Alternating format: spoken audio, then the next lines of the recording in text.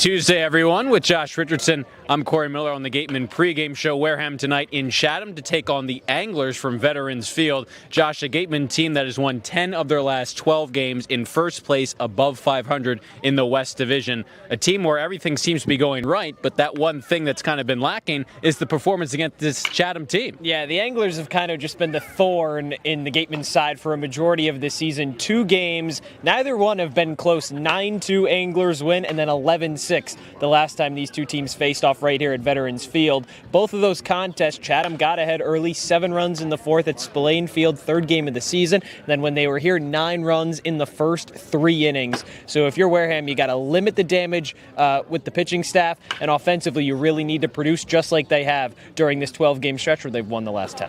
This game obviously important just like the rest, but there's only 11 of these regular season games left, so the postseason picture starting to come into focus. Obviously, the top 4 teams in each division make the playoffs, but the Gatemen in a good spot, but still need to seal the deal now down the stretch. Yeah, well, you can see how fast these things can change, right? About 2 weeks ago, the Gatemen were in dead last in the West. Now they're up to first, so they have a little bit of breathing room and a little bit of cushion, but a lot of those guys that were there during that portion of the season aren't here anymore. Levi Clark gone, Hunter Carnes has been released, so some of these new guys really need to step up, bring that type of energy. Everybody has to really just do their jobs to try and finish out this regular season strong so you can get into the playoffs, possibly even the number 1 seed in the West. Well, for more on tonight's matchup, we'll send it over to our sideline reporter, Rayna Maggelet. Rayna Maggelet joins alongside Wareham Gatemen catcher Eris Rivera. So Eris, you were with the Gatemen last summer. How does it feel to be back in a Gatemen jersey? It feels amazing, the experience to come back to the Cape Cod League is great. You play against the best competition in the country, and you get to be around great guys and great coaching staffs and just learn more about the game and compete. Before coming to the Cape, you played for the DeLand Suns in Florida. What from over there are you going to bring over here with you? Just the gritty aspect of playing for the DeLand Suns, you got to get after you go through long rain delays being down in Florida. And the humidity, it's just a little bit different besides being here in the Cape. But I think just being gritty and having that blue-collar work ethic and getting after it. What fielding techniques for the University of Central Florida, where you play in Orlando, are you going to bring over here with you? I would say throwing and blocking and just really being athletic behind the dish and just being more mobile. I'm a bigger type of catcher. So just remaining athletic and being athletic behind the dish, I feel like is a great thing that I learned at the University of Central Florida that really helped me progress my game. Last question, as a catcher, how do you adapt to different signals and working with new pitchers? Just learning on the fly. So like the last 2 days, I'm not playing today, so I'll be down in the bullpen and just learning the guys, learning the staff, and like what signals work best for them, what do they correlate with the game, and how I can make them feel as comfortable as possible while we're playing and trying to compete with other great teams in the Cape. So being down there is probably the best thing I would say to help me adapt. Awesome. We'll have fun tonight. Thank you. So much. Rayna, thank you. We hope to see you all at 7 o'clock on Cape League TV for first pitch from Veterans Field. If you need to dig, lift, move, grade, clear, or cut, pump, weld, clean, light, and just about anything else, dial up the rental source for the newest and the most reliable equipment in New England. Staffed with equipment and construction experts, Milton Rents, your local source. You can make any bat feel lighter by adding a velo puck knob. Instead of having to go get a whole entirely new bat, you can simply add the puck to it. Players can use this with any bat. It's basically going to shift the weight of the bat a little bit more towards the hands. Players are able to hit the ball a lot harder just by simply adding the puck on.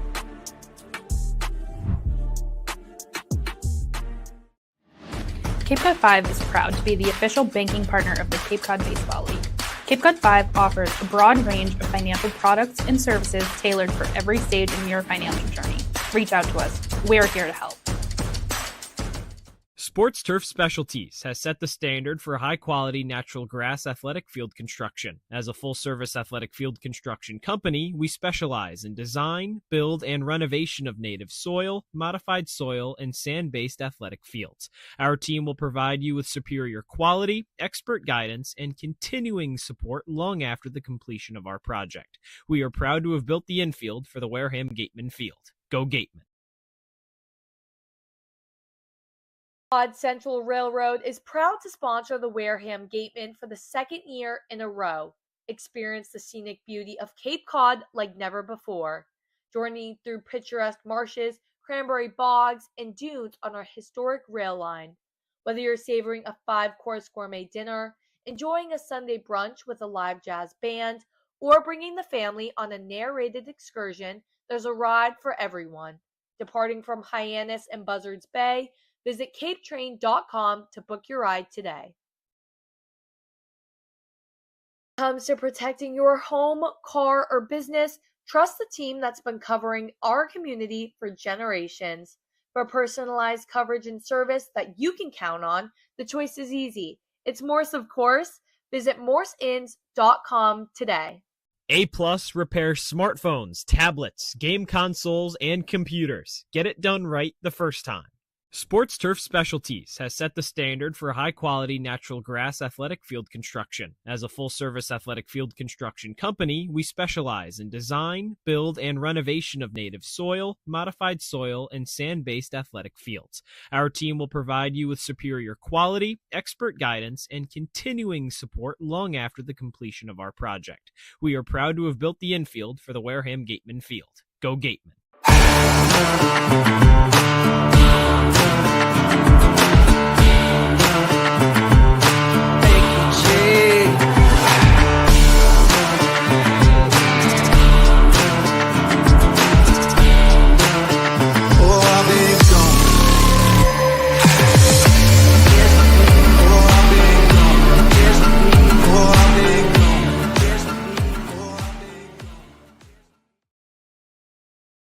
It is a picture-perfect night for baseball here in Chatham. Back with Josh Richardson, I'm Cory Miller, getting set for Anglers against Gatemen here at Veterans Field on Cape League TV. Josh, we talked about it a little bit heading into this game, but some added excitement. Obviously, two teams playing well right now.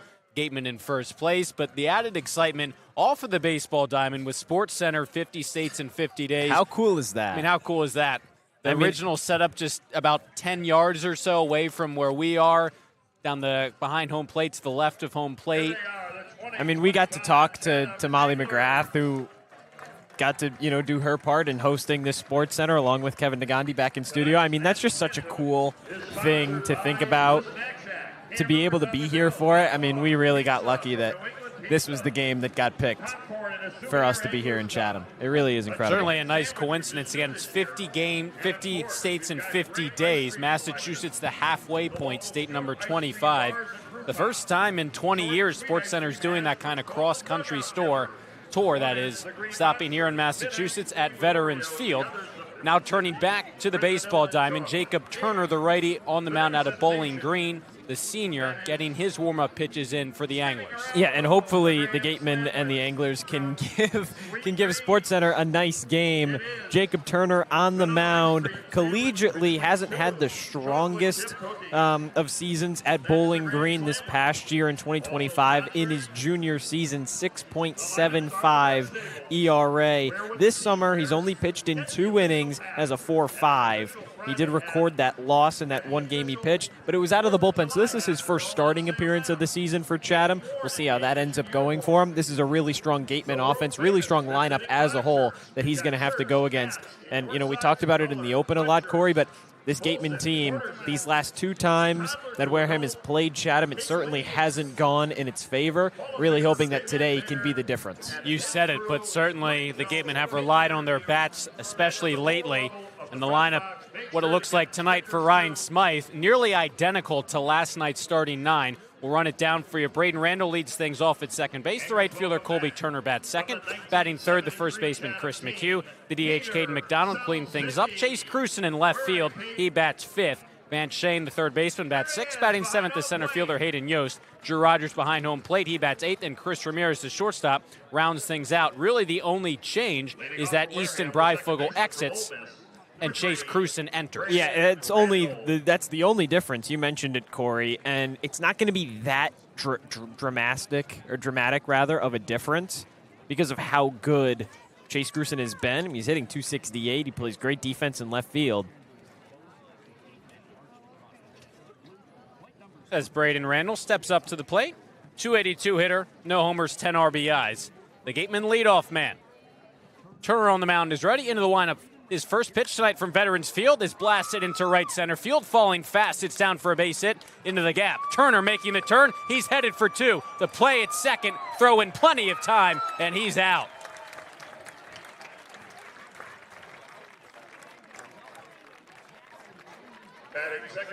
That was Freeman in center field. Made a nice job to cut that ball off in the alleyway, and a great throw to second. Turner was out by a mile. Yeah, I mean, that wasn't even particularly close at second base. You have to imagine that because that started to find that right center field gap, Randall wasn't really expecting Freeman and Larson to converge and get that so quickly, and he tried to use his speed, and he has plenty of it. When you look at him on the season, he's got 8 stolen bases, so he certainly showed that he can move like the best of them, but out by a mile there. Not a smart decision to try and extend that single into a double. The right fielder, Colby Turner, takes a pitch in the other's batter's box for ball 1. Facing Turner on the mound, so no one on, one away. Turner, 261 hitter, 3 homers, 13 RBIs. Second straight start in the second spot in the order, the 1-0. High chopper foul down the third base line. Turner on the mound. Josh mentioned it's his first start in his Cape Cod League career. 4.50 ERA, 2 innings pitched this summer, 1 earned run. He did start 13 games this past spring at Bowling Green in 16 total appearances. Pitched to a 6.75 ERA. Into the windup on the 1-1 pitch. Turner taking, missed outside on a fastball, 2-1. That's the thing, right? A lot of these teams, you lose a lot of players after the All-Star break, after the MLB draft. So now trying to bring back some talent of who can kind of come in this late stages. Chatham in last in the East, still trying to make a run. They're at 500. They've still got a shot. 1-2 to Turner. Hit hard on the ground through the left side and into left field. A 1-out base hit for Colby Turner. And look, that's back-to-back hits. Yeah, Randall got out trying to stretch it into a double to lead off the game. But that's back-to-back hits against a Chatham pitching staff that the Gatemen have not had success against early on in contest throughout the first 2 meetings of the season. So it's really encouraging to see that. I mean, the offense has been clicking at the right time for Wareham, and now you just want to hope that that can continue to build, and certainly showing that it's not specifically an issue against Chatham. Brings up Chris McHugh, 2-run homer for the first baseman yesterday. Takes a called strike on the outside corner. Helped spark this Gateman offense. Recent hot streak for the righties up to 266, 5 homers, 14 RBIs. And you said it, trying to spark this Gateman team after 2 tough losses against Chatham so far this summer. On at first is Turner, and an 0-1 to McHugh. He takes high up above the belt, 1-1. 11-6 last time these two teams played. That was at Veterans Field. The Gatemen went down early. That was on July 1st. And then the second game of the summer at Spillane Field, a 9-2 loss to the Anglers. Throw over to first. Turner's back with the dive. Yeah, and those games were not pretty. 11-6, 9-2. The Gatemen just found themselves down by too much too early. Runner on at first, 1 out. 1-1 pitch on the way. Taking on the inside corner was McHugh, and he takes a slider in there for a called strike. And it's interesting because it's 2 teams right now in 2 very different spots. The Anglers at 13-13-3, tied for the bottom in the East Division, while the Gatemen at 15-14 atop the West Division. Turner back again on a pickoff. It just shows how tightly knit all of Cape Cod is, and the Gatemen certainly have the fortune of being in the West Division, have a 3-point advantage. Chatham just 1 point less than Wareham. 1-2 to McHugh's a breaking ball. Gets a weak piece of it off the end of the bat, stays alive. Yeah, Chatham 13-13-3, 29 points. Gatemen the only team without a tie. So while they have picked up some of those extra wins, one of only 3 teams across Cape Cod with 15 or more wins, it also means that they've picked up a couple more losses along the way as well. Throw over to first in the dirt. It skips by the first baseman, Stallman. Up against the fence, past the Gateman dugout. An easy extra 90 feet for Colby Turner. Yeah, Turner and Stallman collided there, and Turner's in a little bit of pain. At least he was kind of walking around. Seems to be wincing. Now he's down in a crouch. When that throw went back to first, it was just offline from Turner to Stallman. And then Stallman tried to lay out for it to at least try and make sure that ball didn't get all the way to the fence, and ended up kind of diving on Turner. He was in a little bit of pain. He managed to get to second base. No move from the Gatemen coaching staff, so it seems to be fine. He's in scoring position now for Chris McHugh. 14 RBIs for the righty. 1-2. Turner on the mound. Comes home from the stretch. Hard hit into center field. Freeman in pursuit and falls in front of him. Turner got a late jump. He's now rounding third. The play at the plate. Throw bounces in there. Turner slides in safely. McHugh up to second on the throw. The Gatemen strike first. It's 1-0. For a second there, I did not think that Turner was going to beat that throw out, but Freeman had a lot of heat on it, but it kind of died in that middle infield. Thankfully, the Gatemen got that first run across, and how crucial that is to get out in front early against a team that you've really struggled against in the early portions of contests.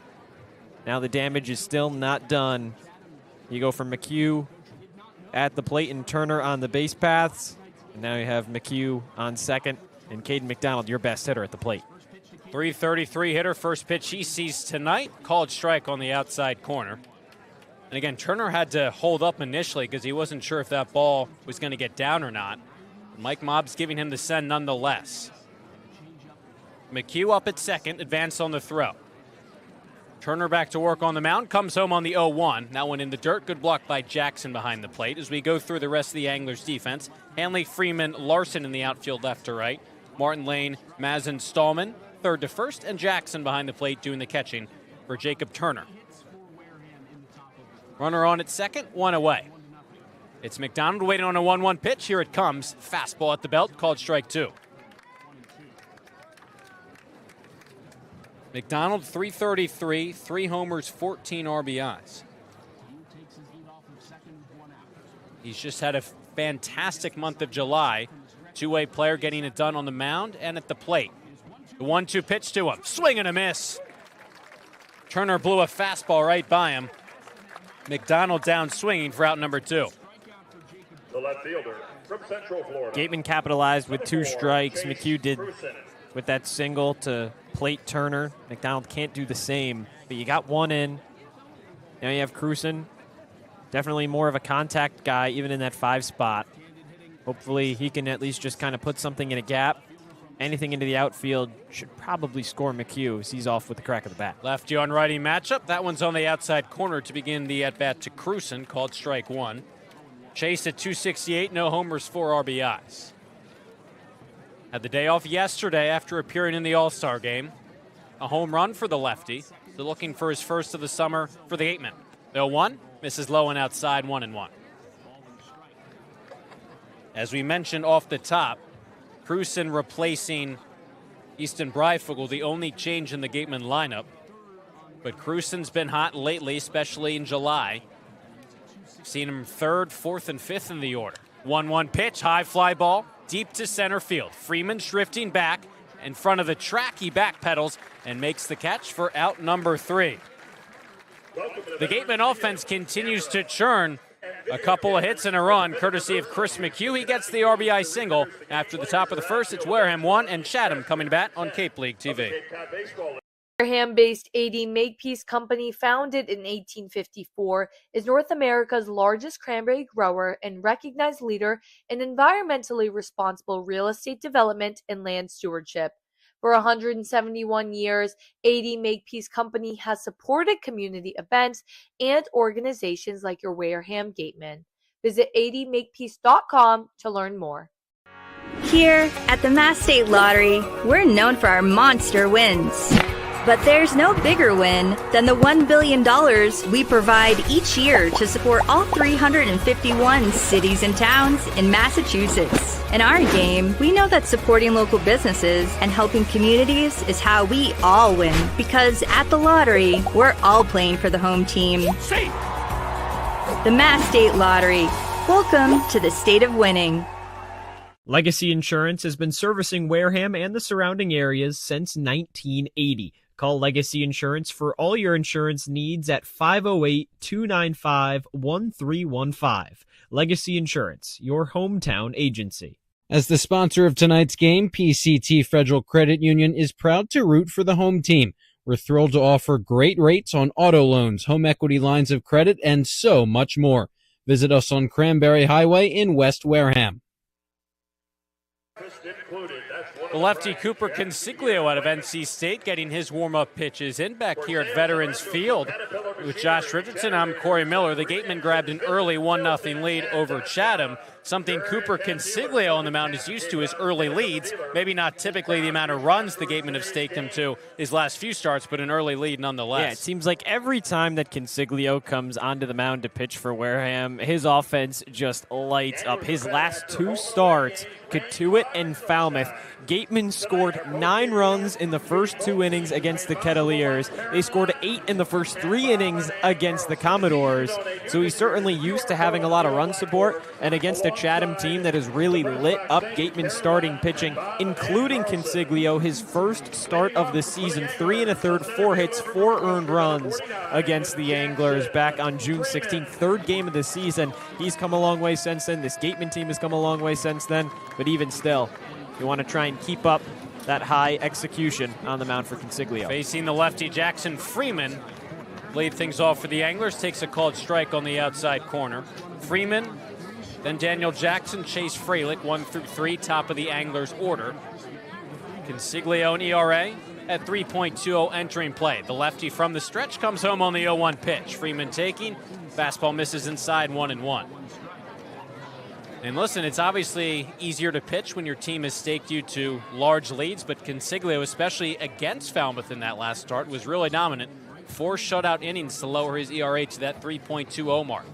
1-1 pitch on the way from the lefty here. Breaking ball, just misses the outside corner. 2-1 on Jackson Freeman, hitting .274, 2 homers, 12 RBIs. And he really has been great. 5 starts, every start except that first start against Chatham, 2 runs or less. 2-1, swing and a miss. Got a fastball by the swinging Freeman, and it's 2-2. That's why his ERA is so much lower. That 3.2 that he entered in at, you mentioned it. He's just pitched so well. Hopefully that continues tonight. This 2-2 offering. Fastball sails high. Count is full with Jackson on deck. And while some Gatemen pitchers have gone from a starting role to a reliever role and vice versa, Consiglio has really stayed as a starter the whole summer. 5 games, 5 starts. This being number 6. Payoff pitch on the way. Fastball way high. Loses Freeman, and the center fielder works a leadoff walk for the Anglers. You just got to get that first out if you're Consiglio. Settle down. You have the run to play with, but of course, how many times have we mentioned it, Cory? 1-run leads this early in contests in Cape Cod have just never really held up. With the prolific offenses that really every team across the Cape League bring to the table every night, obviously, Consiglio's offense is going to have to give him a little bit more support than that, and of course, anybody that comes in after Consiglio. But for now, you have that 1-run lead. Catcher Daniel Jackson will have to wait. Pickoff throw over to first. Back with the dive is Jackson Freeman. That was close. Consiglio has a nasty pickoff move. He's gotten a few base runners already. Jackson, the catcher, out of Georgia. 306 hitter, 3 homers, 13 RBIs. First pitch he sees from Consiglio. Swats it straight back off the netting behind home plate. It's 0-1. Freilich on deck, Reed Stallman, Roman Martin, Ashton Larson. That's 3 through 6. Isaiah Lane, Jake Hanley, and Trace Mazan round out the lineup for the Anglers. The lefty Consiglio 0-1. Fastball misses high and outside. On the other side, defensively for the Gatemen, it's Cruz and Yost Turner in the outfield. That's left to right. Shane Ramirez, Randall McHugh, no changes from last night, 3rd to 1st. And it's Drew Rogers doing the catching for Cooper Consiglio. Lefty on the 1-1 pitch, a breaking ball that stays up high, 2-1 to the catcher Jackson.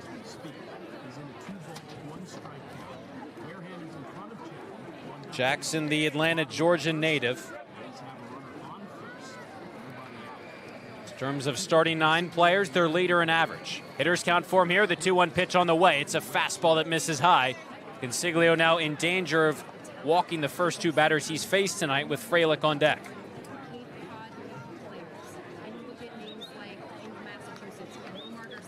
Well, they haven't matched the Gatemen production. This Anglers team has scored plenty of runs this summer. Pickoff throw over to first, back with the dive is Freeman. Yeah, and Freeman's staying a lot closer to the bag than he was before Consiglio attempted that first pickoff move. He knows that if he gets too far away, gets too greedy trying to get a big lead. Consiglio is probably going to pick him off. Anglers have stolen the least amount of bases so far of any team this summer. Pitch to Jackson, he fouls it off, out of play down the first base line. 30 of 40 is Chatham on the base pass this summer. That's 10th. But now up to second most runs of any Cape League team behind only the Gatemen. They've scored 142 times this summer. They trail 1-0, bottom of the first. Runner on at first, no one out, and a payoff pitch home to Jackson. The catcher takes at the knees for a called strike 3. Consiglio wins the battle, gets his first out of the night. Nice pitch, fastball at 92, located well. Now Consiglio gets that first out. He's a double play away from exiting the inning. So now Freilich will bat the lefty. Runner on at first for him, now one away.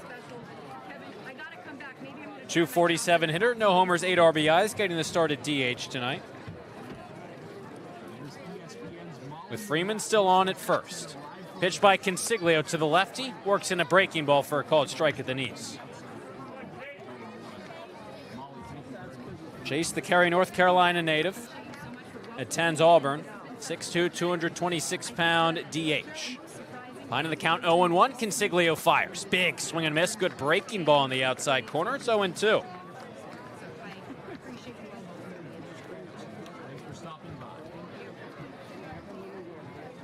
Anglers 252 batting average, tied for third, even with this Gatemen team entering play. After the leadoff walk and a strikeout. 0-2 pitch, breaking ball slides in there, top of the zone, called strike 3.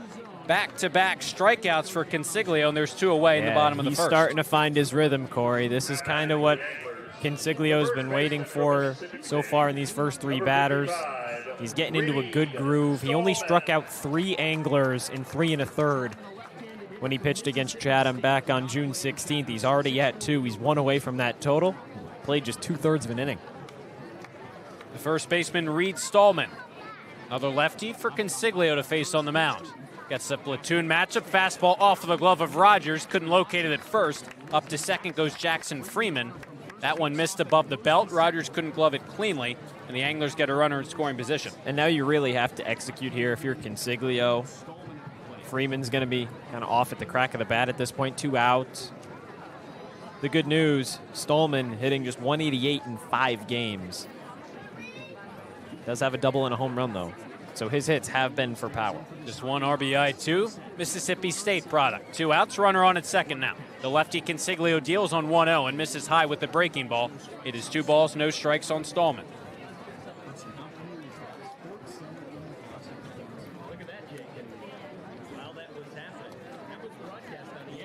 Just underway, bottom of the first. Gatemen and Anglers for the 3rd time this summer. Second at Veterans Field in Chatham. 2-0 from Consiglio. Breaking ball, half-hearted swing in the dirt. Appeal to the field, they say he did not go. And it's 3-0 on the first baseman, Stallman. Ryan Damari behind home plate. Jeffrey Merzel down the first base line. Anthony Brunetti down the third base line. The umpiring crew tonight. As it's 3-0 on Reed Stallman. It was a leadoff walk by Freeman, followed by back-to-back strikeouts for Consiglio in his 6th start of the summer. The lefty comes home, 3-0 pitch, taking all the way with Stallman, and takes a fastball above the belt for ball 4. That one just missed upstairs for Consiglio.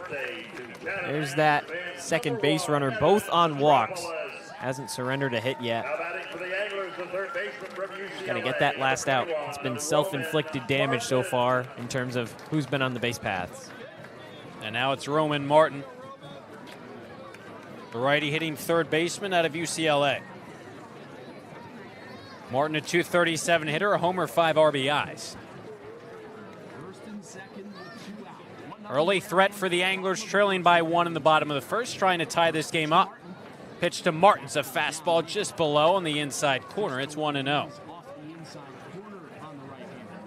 It is interesting. You look up and down this Anglers team, only one guy above 300. That's Jackson.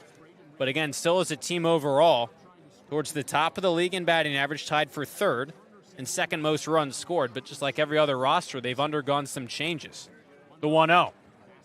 Similar spot for Consiglio. Missed again down low with the fastball. It's 2-0 on Roman Martin. That's 6 straight balls after the strikeout. Got to bear down here if you're Consiglio. Locate. Just trust that you can induce some weak contact and your defense can bail you out. Didn't allow a run in his last start against Falmouth. The 2-0 pitch with 2 runners on. Again, misses low and inside. Up to 7 straight balls. Ashton Larson, the right fielder, on deck.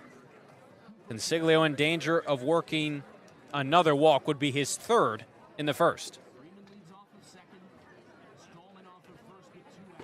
He's now up to 15 pitches, 8 strikes. Pitch number 16. High fly ball out of play down the first base line. All right, and now you got that first strike. You located something that Martin was at least willing to swing at. Should give you a little bit more confidence that you can fight your way back into this count. You don't want to load the bases here. It's getting a little bit too risky. It was an early Anglers offensive eruption last time these two teams played on the first. The 3-1 now. Fastball high. Martin takes, works a walk. 3 free passes issued by Consiglio. And the home half of the first, the bases are loaded with 2 away. Just got to get that last out.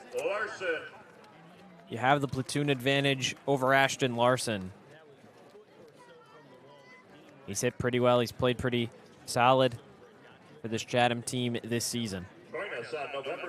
Larson, 267 hitter, a homer, 10 RBIs. Rogers made his way out to the mound. Eric Luxus jogs out there as well. The rest of the Gatemen infield will join Consiglio. A leadoff walk, back-to-back backwards Ks, followed by 2 more walks. Bases are loaded, 2 away. The Gatemen trying to work off of last night's momentum win. In their first game back after All-Star Weekend, a 6-5 8-inning win over the Yarmouth-Deneth Red Sox, who at the time were the Cape League's best team.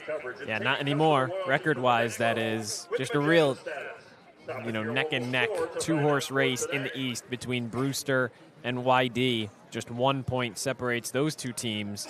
16-12-1, 15-12-2. Gatemen don't have to worry about that as much in the West, but still, anything can happen. And when you look at the Anglers, they've won 2 straight. 6-4 most recently, the win over Cotuit last night. 9-7 as a team in the month of July. After the mound visit, the bases remain loaded. The LSU right fielder Larson at the plate. Lefty-on-lefty matchup. Consiglio's first pitch of the at-bat. A fastball just misses the outside corner. Consiglio can't find the zone. No, not at all. And at this point now, you have nowhere to put Larson. You have to pitch to him. He's given himself no choice. Can Consiglio get out of an early first-inning jam with his team up by a run? The 1-0 pitch. High fly ball into center field. It sends Yost back, settles under it, and makes the catch for out number 3. The lefty Consiglio into and out of trouble. Low to the bases via the free pass, gets out of it, a pair of strikeouts and a flyout. Post to 0 in the bottom of the first. They played an inning on Cape League TV. The Gatemen 1, the Anglers 0. At the Mass State Lottery, we know there's no bigger win than the $1 billion we provide each year to support all 351 cities and towns in Massachusetts. Now that's how we all win. The Mass State Lottery. Welcome to the state of winning. If you can dream it, if you can cruise in it, if you can summer in it, fish from it, or take it for a day at the beach, we can protect it. The Baldwin Group. Protecting the possible. Finding a good personal injury attorney is very difficult. If you or a family member has been involved in an accident, hurt at work, suffered a slip and fall, or have been injured due to negligence of someone else, contact the lawyers at Reedy, Kiernan, and McNally, LLP today. They are experienced trial attorneys who practice in all of the courts in the Commonwealth. The firm has been recognized by Best Lawyers in America for outstanding legal representation. Contact Reedy, Kiernan, and McNally, LLP today. The firm is located at 267 Main Street in Wareham. Reedy, Kiernan, and McNally LLP also has offices in New Bedford and Falmouth. Call 508-295-0286 or visit their website www.rkm-law.com. For a good piece of glass, call Abby, located at 3 Tyler Ave in East Wareham. Call Abby Glass and Locks about getting a free quote for your windows, doors, locks, and other glass needs. It's a packed house tonight here at Veterans Field. Fans lining really about every inch of this ballpark, including the grassy outfield. I wonder why. Maybe it has something to do with that SportsCenter thing here tonight. What's that, Cory? SportsCenter? I've never heard of that before. Shane leads off the top of the second against Turner, takes a called strike on the outside corner. How cool is that? It really is. And obviously we feel lucky that we got to be here tonight for this experience. Again, it's the 50 States in 50 Days tour for ESPN SportsCenter. Breaking ball skips in there, 1-1 on Cheyenne. And Molly McGrath, the Boston College graduate, hosting things here tonight in Chatham. Kevin Nagundi back in the studio. 1-1 pitch to Cheyenne. Big swing, weak roller foul down the third base line. That's a pretty cool experience for her to come out here. I mean, she just anchored her first ever SportsCenter, a few weeks ago, week or two ago? And now she's here on Cape Cod getting to do some remote stuff with Kevin Nagundi back in the studio. It's cool to, ask her some questions, but just to, be in the presence of a professional doing what we want to do. 1-2 pitch to Cheyenne.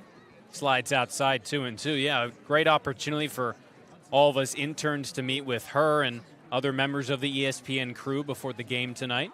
Count even, a 2-2 pitch from Turner. Cheyenne swings, weak number down the first base line. There is Stallman, a flip to the covering Turner at first, in time for out number one. And really, they picked a great spot. I mean, obviously, we're a bit biased. We would have loved it to be at Spillane Field. Of course we would have. Always cool. Again, they're doing this 50 States in 50 Days tour here in Massachusetts. This was the site they selected. And obviously, we've talked about how special the Cape League is, but you're really seeing it with all the fans tonight, the atmosphere. Hayden Yost digs into the box. The lefty against Turner with no one on and one away. He takes a pitch right at the knees for a called strike. And it was cool because she originally was set up, again, about 10 feet from where we are, elevated above the initial stands behind home plate. The 0-1 to Yost. He takes low for a ball. And just seeing the massive crowd surrounding Molly McGrath and that setup from the ESPN crew. It's kind of a dead giveaway that something was going on. 1-1 to Hayden Yost. The lefty takes in the dirt. Ball two. Yost, a 209 hitter, 2 homers, 7 RBIs. Homer number 2 came last night in the win against YD. Seems like the Florida product has started to get the bat going lately. Average up over 200. Hitters count for him here. 2-1 pitch. Fastball sails inside, 3-1. And that was something that Gatemen first base coach Rocco DiPietro talked about a little bit, was he kind of expected Hayden Yost's bat to pick up a little bit. He's always had the glove. He's in center field for a reason. He's got great instincts, great reflexes at the plate. On 3-1, that one's fouled off the very end of the bat. And they'll do it again, 3-2 this time. At the plate, he struggled a little bit early on throughout the course of this season, but then over these last few games, he has a hit in 4 of his last 5, had that home run yesterday. It's been really productive offensively, not just in center field as well. One of these Gatemen hitters who the offense has now kind of joined that dominant defense. Payoff pitch coming with one away. Yost, hard hit down the first base line. A fair ball past the outstretched glove of Stallman into right field. It rolls all the way into the corner. Yost digging for 2. He rounds the bag. He's headed for 3, and he's going to get in there with the slide. Behind the play, Stallman, who went into that dive, slow to get up, couldn't make the play. Yost ends up on third with one away. Hayden Yost showcased his speed right there. I mean, that was just a hard grounder down that first base line, and Stallman tried to dive for it. And he was in some pain after that. He was hunched over. Even as that play was still going on, he kind of knew that he wasn't going to have anything to do with the outcome of the remainder of that play. I mean, he stayed down and trying to make sure that he was okay. But he gets up. Seems like he's ready to stay in the game. Nobody came out to him from the Chatham dugout. And now the Gatemen are 90 feet away from their second run. It's Drew Rogers, the catcher, taking a breaking ball that misses outside 1-0. It was a really close play. That ball didn't stay fair by much. And obviously Stallman had the best crack at it, just missed it immediately. Kind of hunched over in pain, but remains in the game without even a check. The 1-0 to Rogers. Taking in the dirt, 2-0. You have to imagine he just probably landed a little awkwardly. You don't want to speculate, but he's still here. The infield remains back for the Anglers here in the top of the second. Runner on at third, one away. Rogers, a 135 hitter, 2 homers, 6 RBIs across his time with both Brewster and now Wareham. Back-to-back starts behind the plate. The righty on 2-0. Takes a breaking ball in the outside corner, called strike one. Yeah, and outside of his first at-bat in a Gateman uniform, he's hitless. He's 1 for 13 on the season, 0 for his last 12. At one, a 3-run shot into left field. Trying to give the Gatemen some more. Already lead 1-0. Gets under that one. 2-1 pitch is flied in the air along the infield. It's Lane at shortstop. Settles under it and makes the catch. By far not deep enough to plate Yost, an unproductive out, and now there's 2 away. Well, Rogers couldn't get it done. So how about we bring up the 9-hitter that's hitting just under 500 in Chris Ramirez. Man, he's been pretty special for this Gateman squad since he's arrived to Wareham. Rogers and Ramirez debuting really around the same time. Ramirez appeared the game before as a defensive replacement, but since then, and especially since Hunter Carnes headed back to FSU, it's been these two since joining this Gateman team. First pitch to Ramirez, a fastball in there for a called strike at the belt.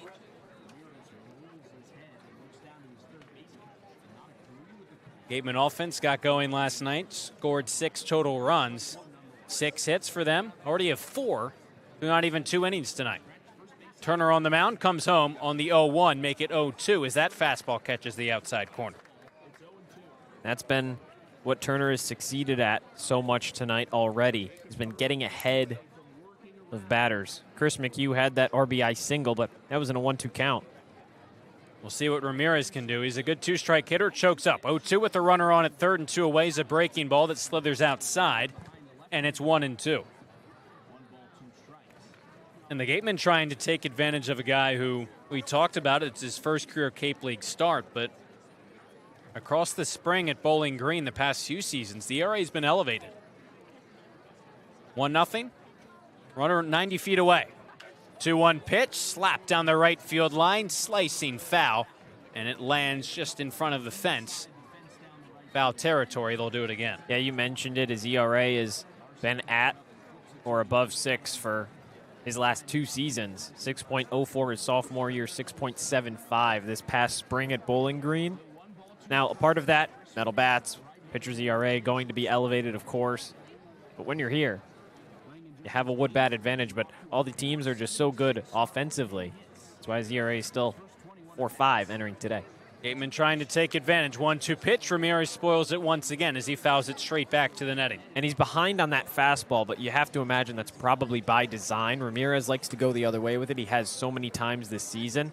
So if he can just kind of go an inside out, drive something into right field, maybe along that line, and he can reach with an extra base hit, his whole goal here is just to put something in play to score Hayden Yost. Yost 90 feet away at the 1-out triple. Another 1-2 to Ramirez. On the ground, rolled softly. Right at Mazin at second. Throws to first in time for out number 3. The Gatemen strand a runner on at third. The 1-out triple by Hayden Yost goes by the wayside. He's left stranded. Still 1-0 Wareham leads. We head to the bottom of the second on Cape League TV.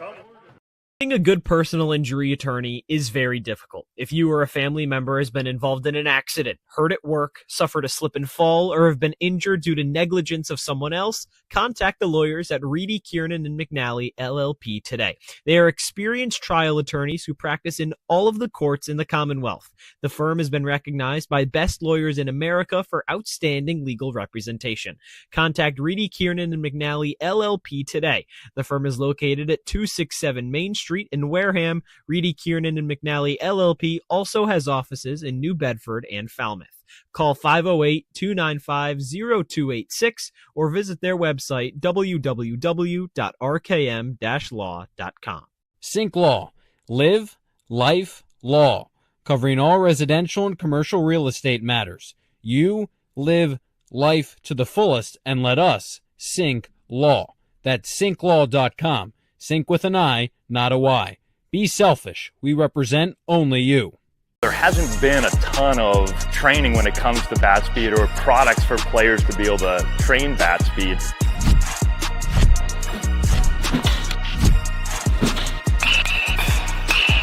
You can improve your bat speed and reach your goals working 10 to 15 minutes a day on this a couple of times a week. That's a no-brainer for every player.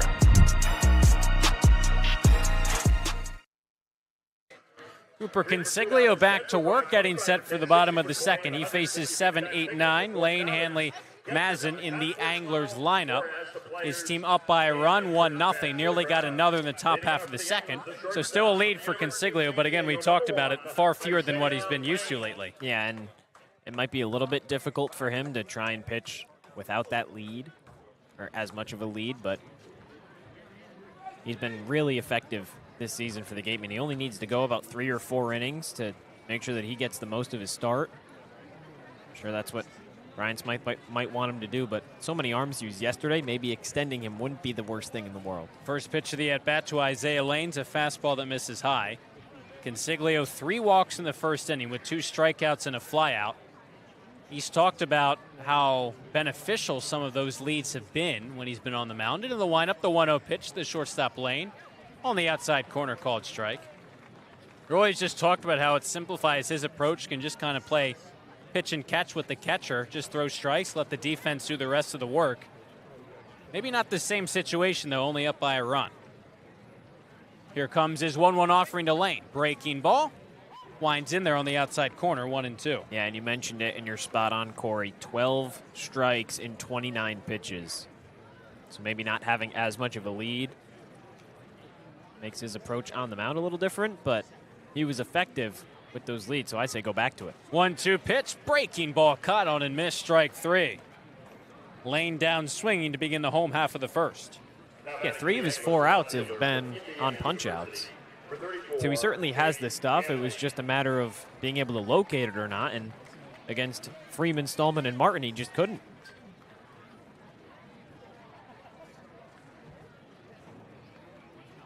Brings up Jake Hanley, lefty hitting left fielder. Gets out of the way of a breaking ball. It's 1-0. Hanley at 278, a homer, 17 RBIs. Just finished his freshman season at Indiana. Can play both infield and outfield, can the lefty. 1-0 pitch, got a piece of it. That one caught Ryan Damari, the home plate umpire.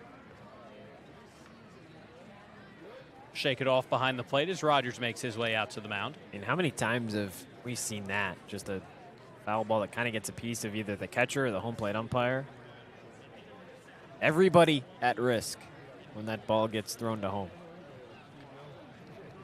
And not a guy you want to take a foul ball from. Hanley at 6'6", 235. He's Indiana's biggest position player. Head coach Jeff Mercer says he plays like a grown man. That one up and in. He's got to duck out of the way of that one.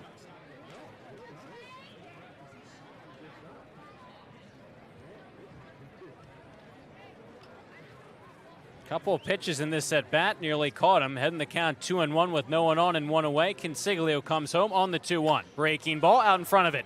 Weak roller to first. McHugh fields. He'll win the race to the bag. Step on first in time to retire Hanley. Route number 2. Now batting for the Anglers.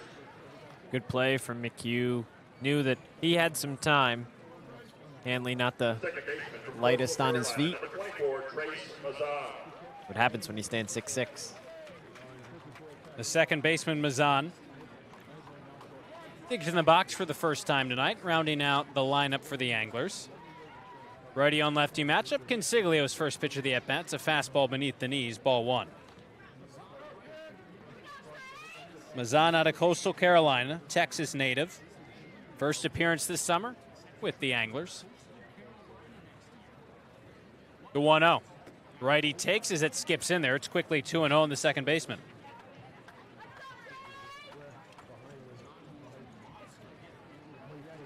Two quick outs for Consiglio. Location has definitely bounced back from that first inning here so far in the second. The 2-0 though. Fouled straight back, out of play over the netting behind home plate. Should be a really good bounce back inning for Consiglio. If he can get back in this count, get that third out, 1-2-3 in the second, has to feel good. His team up by a run, last of the second, no one on and 2 away. After the foul ball, it's a 2-1 pitch from Consiglio. Fastball, behind on it. Mazan sends it out of play, flight in the air down the right field line.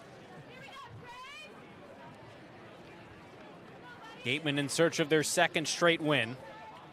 They've won 10 of their last 12. Only losing games to Brewster and Bourne over that 12-game stretch. Second game post All-Star weekend. No one on, 2 away. 2-2 pitch now from Cooper Consiglio. Fastball hit in the air. Shallow right center field. In comes Colby Turner. He wants it and he has it. Makes the catch for out number 3 to bring an end to the second.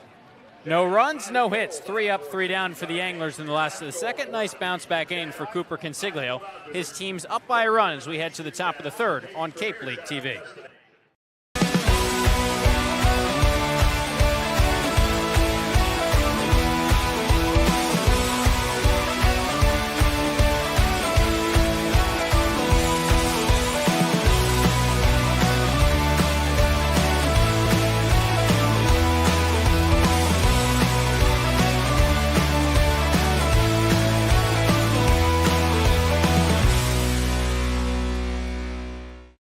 Cape Cod Central Railroad is proud to sponsor the Wareham Gatemen for the second year in a row.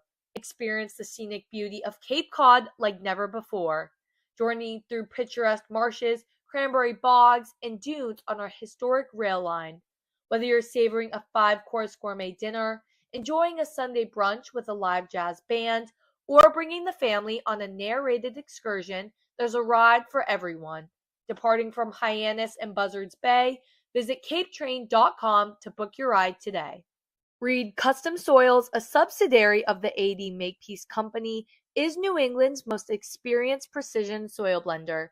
Reed is the leading provider of the lightweight planting soil for green roof installations, stabilized stone dust for nature paths and pedestrian walkways, bioretention rain garden soils, and specialized soils for athletic fields, including your newly renovated Spillane Field. To learn more, visit reedcustomsoils.com. It's a 1-0 Gateman lead over the Anglers back here at Veterans Field. Wareham looking for more with Braden Randall in the top of the order. Facing Jacob Turner now for the second time. Randall, a base hit, was thrown out at second to lead off the game in the first. It was a nice piece from Randall, but he just tried to stretch a surefire single into a questionable double. Lefty on righty. First pitch on the outside corner, called strike. He should have went with the former because he was out by a mile.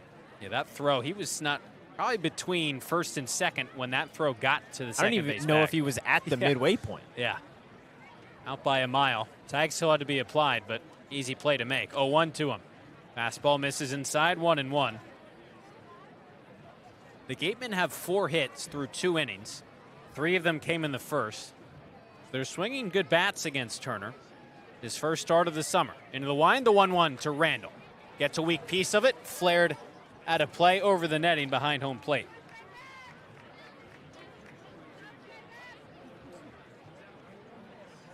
The Gatemen offense trying to add on more. This is a Wareham team that leads the league in most offensive categories. Meanwhile, 1-2 to Braden Randall. Stays outside.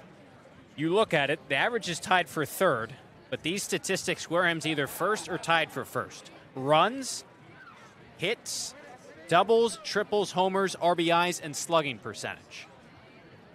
And OPS. The team that just has kind of dominated, especially lately offensively. A 2-2 now to Braden Randall. Taking a fastball low and outside. Count goes full with Turner on deck. And the runs, they're at 157, now 158. The next closest team is Chatham at 142. Well, not just that. I mean, you brought up runs. How about home runs? You look at it as a whole across all of Cape Cod. Payoff pitch hit sharply down the first base line and through the legs of the sliding Stallman into right field. Randall around first, bobbled by Larson in right. Randall's off to the races. He's chugging for third. The play there, Randall is safe on the slide. Second Gatemen in 2 innings to wind up at third. This time to lead off the inning, Braden Randall's 90 feet away. Tough night for Reed Stallman so far. That's 2 plays hit right to him. Just 2 hot shots down that first baseline, and he hasn't made either play. Now it was different. Yost was on third with 1 away, and then the pop-out ground out. Now this heart of the Gatemen order will have 3 different chances to bring him in with arguably 3 of Wareham's best hitters. So a double given to Randall. He probably would have stopped there, but then Larson bobbled it. So an E9 allows Randall to get to third. Colby Turner, runner on at third for him. His second at bat. That one skips in there. A single, and then Turner scored the only run for the Gatemen tonight back in the first. Infield remains back for the Anglers. They'll concede a run for an out. Back to that home run thing. Yeah, I'm glad you brought that up. 5 more home runs than second place, 28-23. We had some fans come up to us yesterday at the YD game saying, is that a team record? 1-0 pitch to Turner, misses low and outside. And that's the thing, because apparently they never do this. The last time the Gatemen led the league in home runs, it hasn't happened post-2009, going back all those years. Since 2009 to now, the Gatemen have never finished a regular season atop the league in home runs. Pitch to Turner, misses outside. And now it's Turner having a tough time finding the zone against the righty. I mean, just so much power. When you look at slugging percentage overall, nearly 50 points higher than second place. I mean, that's pretty unheard of, considering second through 10 are separated by less than 50 points. Hitters count for Turner. That one is blasted. High in the air, deep to right field, hugging the line. If it's fair, it is gone. Colby Turner rounds them all. A 2-run shot deep into the Chatham night. 3-0 Gatemen over Anglers. So make that 29 home runs, Cory. That's 6 more than second place Falmouth. And what a tank that was from Colby Turner. Deep drive left field, no doubt about it. First baseman, number 36, Chris. The way he has been swinging the bat since the All-Star game, we talked about it. He had that really hot stretch to earn that All-Star start and then kind of cooled off heading into that weekend. But since he collected 2 hits on Saturday, the past 2 nights, man, has he found that bat again. 3-0 Gatemen. Chris McHugh now. RBI single in the first. Takes a breaking ball at the knees, called strike.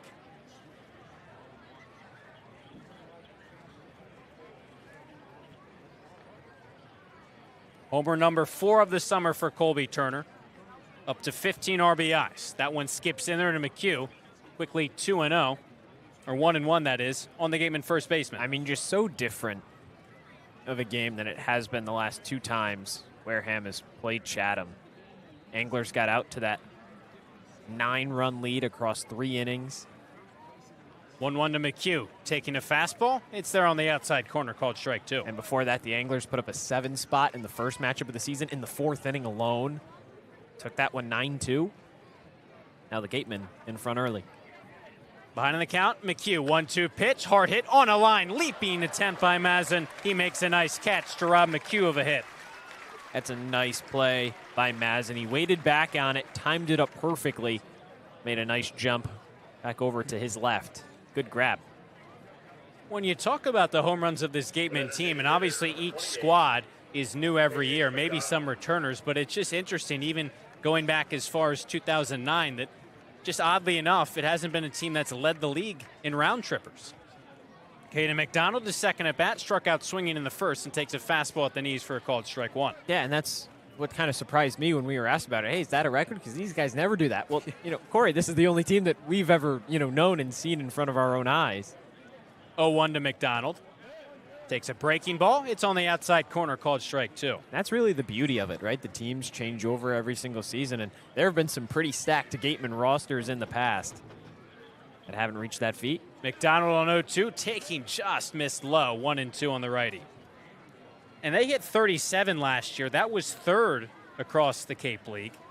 But obviously, putting some distance between them and second place. Falmouth now, 6 between the 2 squads, with just 11 regular season games left. 1-2 to McDonald, no one on, 1 away. Swing and a miss. Chased a breaking ball below the knees. McDonald down via the strikeout. 2 straight retired by Turner. And they're right around pace for that as well. So it kind of shows, okay, well, they've been consistent, and obviously the teams change. The rosters look a little bit different than they did a year ago, but the production is still the same in terms of who Ryan Smythe is bringing in, the guys he likes, the guys he doesn't, and it works out well. Other teams just not having that same level of success. Now it's Chase Cruson looking for his first homer of the summer. No one on, no one out for the lefty, taking low and outside, ball one. And we went through all those offensive statistics in which the Gatemen are first in, but yeah, it's one thing to be a really good lineup, but the way they're producing, it's kind of historically good for this Wareham franchise. The 1-0 to Cruson, takes a breaking ball, winds in there, called strike one. I mean, to be first, especially in runs, the distance between them and Chatham now for first and second place, this has got to be one of the better Gatemen offenses in recent memory. 1-1. Cruson takes below the knees, 2-1. And you just hope that that level of success can continue on throughout the remainder of this regular season, and then hopefully, fingers crossed, a postseason run. That would be pretty nice too, which is insane to think about from where we were about 2.5 weeks ago. 2-1. Cruson, high chopper to first, through the legs of Stallman and into right field. Cruson makes the turn around first, pulls up at second. That went right through the wickets. Stallman's had a rough night at first. We've already talked about it, and the inning continues. I mean, you just kind of sound like a broken record, Cory. Hard hit over to first, through Stallman's legs, past the diving Stallman. I mean, every single time it's really been the same story when it's been hit over to him. Gatemen won't complain. Now Cruson on second base. That was another hot shot. Think about this, though, Cory. It's the third inning, and Chatham's already made 4 errors. Not a good trend for the Anglers. Couple of hard hit balls. There was an error in right by Larson. Shane with the runner in scoring position takes a fastball that whistles outside, ball one. Check that stats down to 3. Even still, not a great look. That's an error per inning. Haven't yet played 2.5 innings, so exactly. That one a costly one to give the Gatemen a chance at another run. 1-0 to Shane, takes another one in the lefty batter's box. Quickly 2-0 on Vance. E3 charged to Stallman. Wareham's been swinging the bats well tonight. Already up by 3, looking for more. 2-0 to Shane, bounces in there. 3-0, and the Gateman third baseman, Hayden Yost, who tripled in the second, waits on deck. 6 hits for the Gatemen so far tonight. That was as many as they collected through 8 innings against the Red Sox last night. 3-0 on the way from Turner. Finds his own fastball in the outside corner. Shane at 205, a homer, 7 RBIs. Grounded out to first in the second inning. Now his second at bat. Cruson on at second. And a 3-1 pitch now coming to Shane. Big swing and a miss. Chased a fastball below the knees. It's 3-2. Now here's the thing, Cory, really, really quickly. In the last 15 days, we talked about the full season as a whole offensively. Chatham over the last 15 days on the mound, first in ERA, first in WHIP, first in batting average against. And they've got 3 runs in 3 innings. Payoff pitch to Shane, that is. Weak chopper foul. And that's the thing. The pitching has joined their offense, which, as we mentioned, second most runs across the league. They're 9-7 in the month of July. So as a squad, they're after playing starting well. 0-5. Yeah. So as a squad, they're playing well.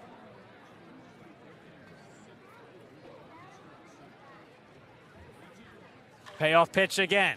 Weak chopper to short. Lane comes in. Off balance throw to first is in time for out number 3. Get your 50-50 tickets now. The Anglers out of the inning, but not before a 2-run shot by Colby Turner extends the Gatemen lead up to 3-0. We played 2.5. Wareham over Chatham, 3-0 here on Cape League TV. When it comes to protecting your home, car, or business, trust the team that's been covering our community for generations. For personalized coverage and service that you can count on, the choice is easy. It's Morse, of course. Visit morseins.com today. A+ repairs smartphones, tablets, game consoles, and computers. Get it done right the first time. Sports Turf Specialties has set the standard for high-quality natural grass athletic field construction. As a full-service athletic field construction company, we specialize in design, build, and renovation of native soil, modified soil, and sand-based athletic fields. Our team will provide you with superior quality, expert guidance, and continuing support long after the completion of our project. We are proud to have built the infield for the Wareham Gatemen field. Go Gatemen!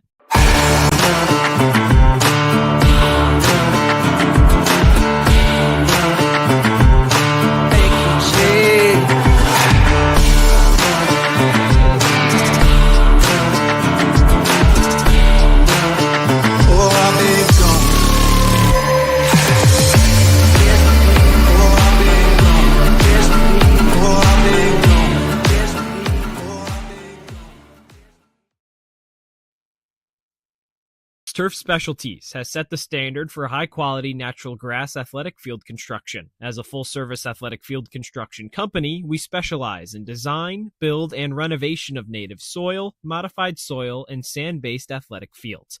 Our team will provide you with superior quality, expert guidance, and continuing support long after the completion of our project. We are proud to have built the infield for the Wareham Gatemen field. Go Gatemen!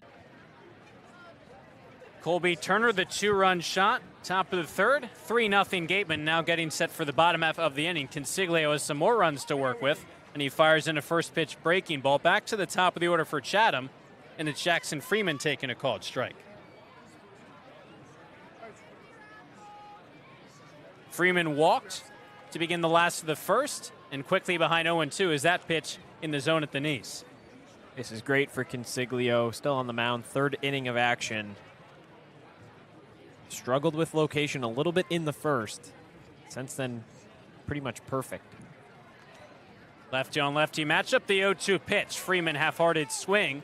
They appeal to the field. He did not go as the breaking ball dipped low beneath the zone. 1-2. Yeah, good check swing there from Freeman. And he walked to lead off the game. So when you have that type of success against Consiglio, at least trying to see the ball, don't feel as bad being behind in the count. 1-2 pitch, breaking ball, slow roller to second. Randall charges, underhanded flip to first. Is just in time to nab Freeman. Great play from Randall. That is not easy, what he just did. I mean, that was soft. I honestly, Corey, for a second, I thought he was going to try and flip it still in his glove, but he had enough time to make the transfer and toss it over. Difficult play, out number one. For a second, thought maybe it was a ball that Consiglio would have been better served to field himself, but obviously got past the mound. Randall made a nice play. Daniel Jackson struck out looking in the bottom of the first. No one on, one away for the catcher. Fastball skips in there straight to the backstop, 1-0.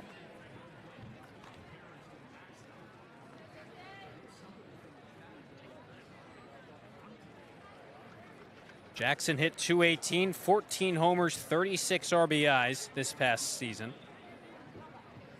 for the Georgia Bulldogs. Second at bat here tonight, 1-0 pitch to him. He takes above the belt, 2-0. This is Jackson's second summer with Chatham. Was here for just 1 week, though, with the Anglers last year. The 2-0 pitch to him.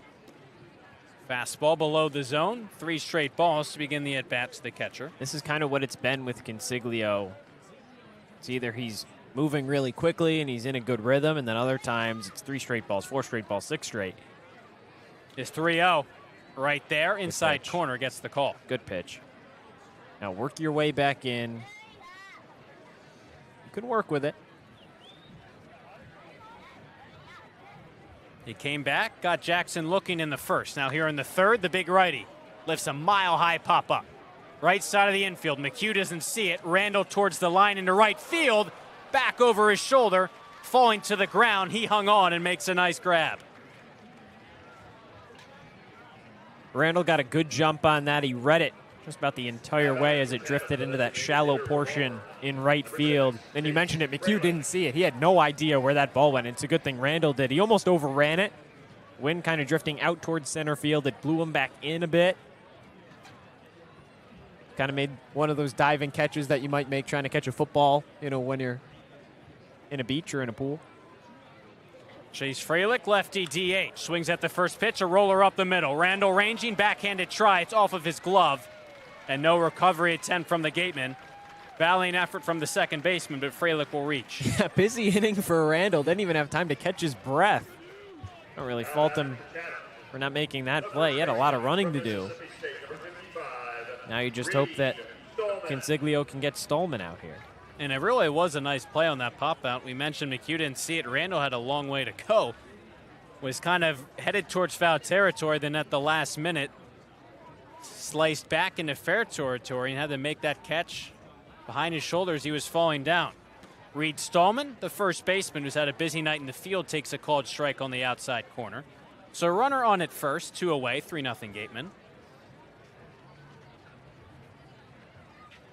That base hit by Freilich, infield single, the first hit of the night for the Anglers. 0-1 pitch, high pop up, another one in the shallow right field. Randall drifts out, settles under it, and makes the catch for out number 3. Much easier play than the one just 2 batters ago. Same result though. Pop out to Randall ends the 3rd inning. Through 3 innings of play, 3-0 Gatemen up early over Chatham. Stay tuned to Cape League TV for all the action.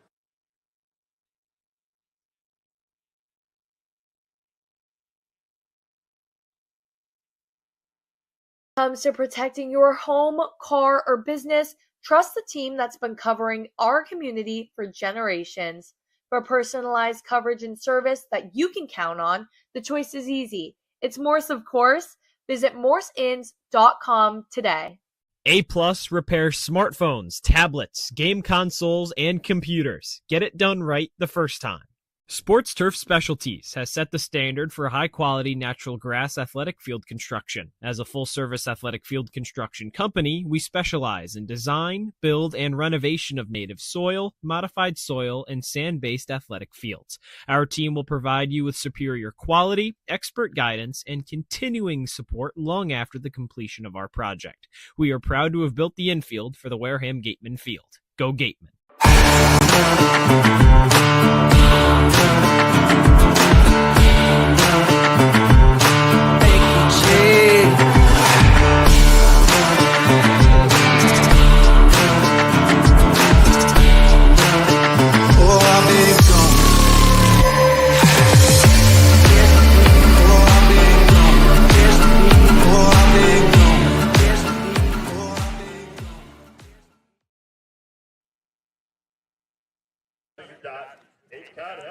The Gatemen tag Jacob Turner, Chatham starter, for 3 runs through 3 innings.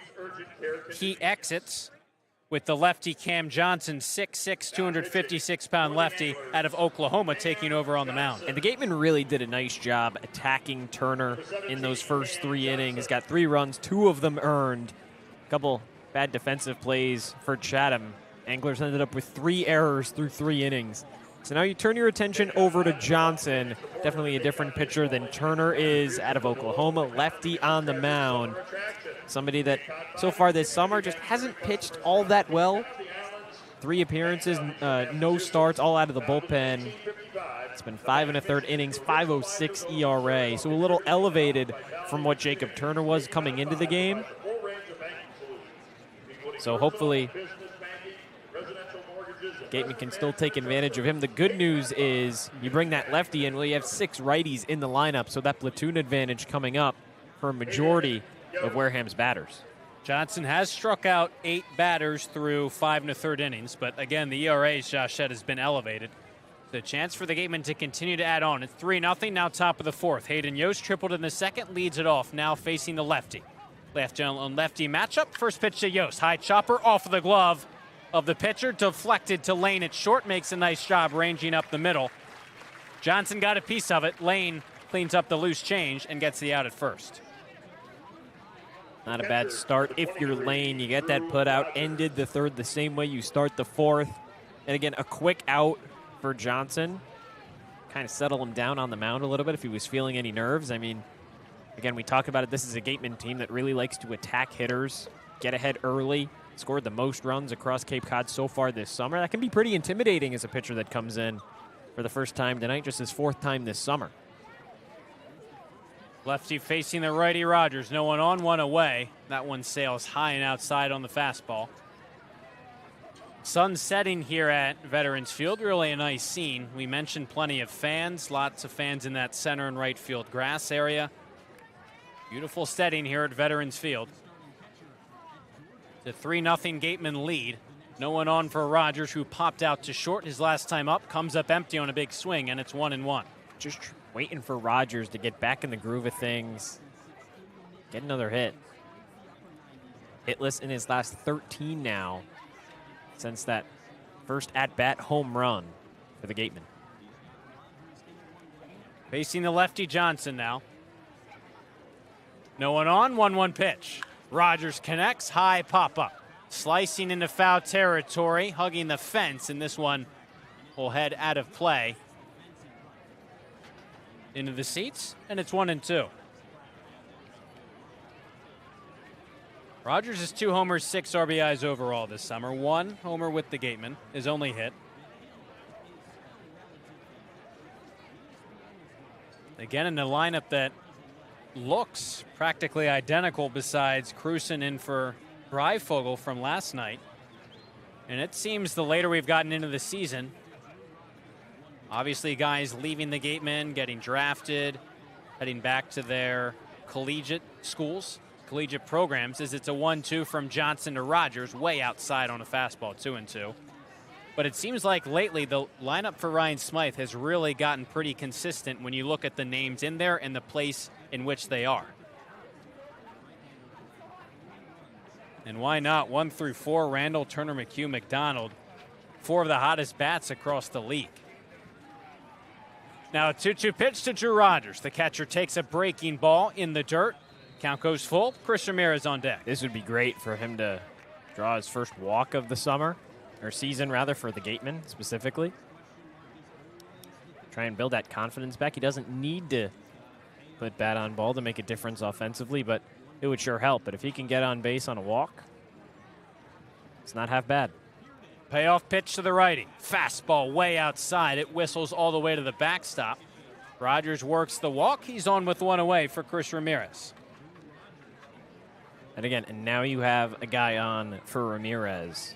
Had that ground out, but it was a soft hit ground out. Nearly legged it out. Such a pleasure and a joy to have him in that 9 slot. It's been so good. Ground out in the second. Was 0 for 3 last night, but aside for these past game and a half, you could say, man, has he been fantastic, as you said. First pitch of the at-bat, lefty on righty. Another fastball just tugged way outside from Johnson. Ramirez, it's been a short stint with the Gatemen, but he's been another one of these guys, maybe not at the top of the order, but the way he's played, the way he's fielded, the way he's hit, he has really been a consistent force for Ryan Smythe since he joined the team. Out of Cal Poly, the infielder. Runner on at first, 1 away. 1-0 pitch, outside again, 2-0. And it's really incredible, Cory, because I was talking to Rocco DiPietro, Gateman first base coach, and he said, well, you know, his first conversation with Chris Ramirez, he hadn't played anywhere this summer at this point. He wasn't playing anywhere before he came in to Wareham. And so one of the first things he said to Rocco was, my glove, you don't have to worry about my glove. That'll be fine. My bat might take me a little bit to kind of get underway and get going. Well, through his first couple of games, that certainly has not been the case. He could have fooled me. Johnson's had a tough time finding the zone. Jay Powell, the Chatham pitching coach, out to talk things over with the lefty.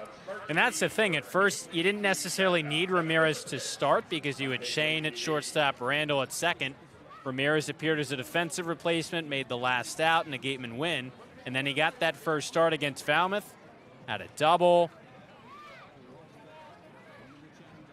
And so, again, the defense, you know, all along was going to be there, and the way he's hit, why would you take him out of the lineup? We've talked about almost like a second leadoff man. After the mound visit, 2-0 pitch to Ramirez. Johnson gets back in the zone as he whistles in a fastball in the outside corner, 2-1. That's been the thing. Defense has never been an issue. DiPietro said, well, you know, we saw him take those first couple ground balls, and he and some of the other assistants looked at each other and were like, yeah, this kid's pretty good. At second base last night, back at short tonight. 2-1 pitch to him. Comes up empty on that hack, got a little piece of it. It was into the glove of Jackson behind home plate. So it's gone from 2-0 to 2-2. 3-0 Gatemen lead. The 2-run shot by Colby Turner. Biggest point of offense so far, but Wareham does have 6 hits. Rogers reached on a walk with 1 away. It's a 2-2 pitch to Ramirez. The righty taking outside on a heater. Full count. Back to the top of the order, and Braden Randall on deck. Yeah, and you mentioned it. Johnson throwing some heat. 96 on that fastball. A couple at 95 as well. Just hasn't located it a whole lot so far, but chance for Ramirez to get on base. 3-2 with the runner on. Ramirez slices this one foul down the right field line on a line.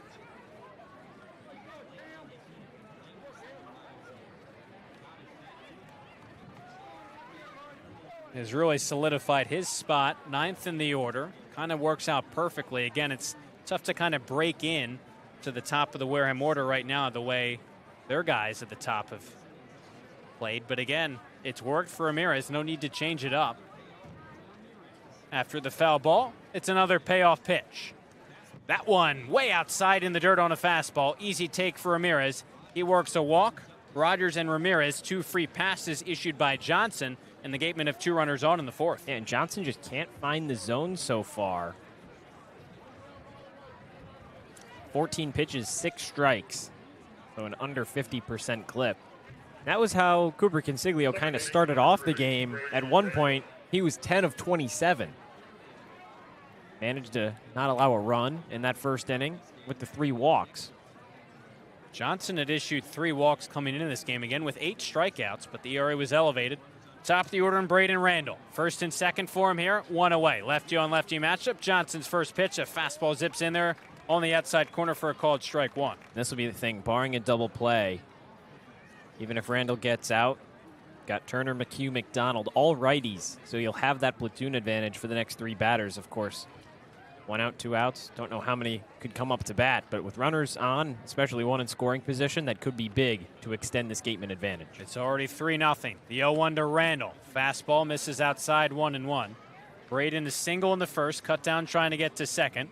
Then a double in the third. Got to third on an error by the right fielder, Larson. Neither runner being held on.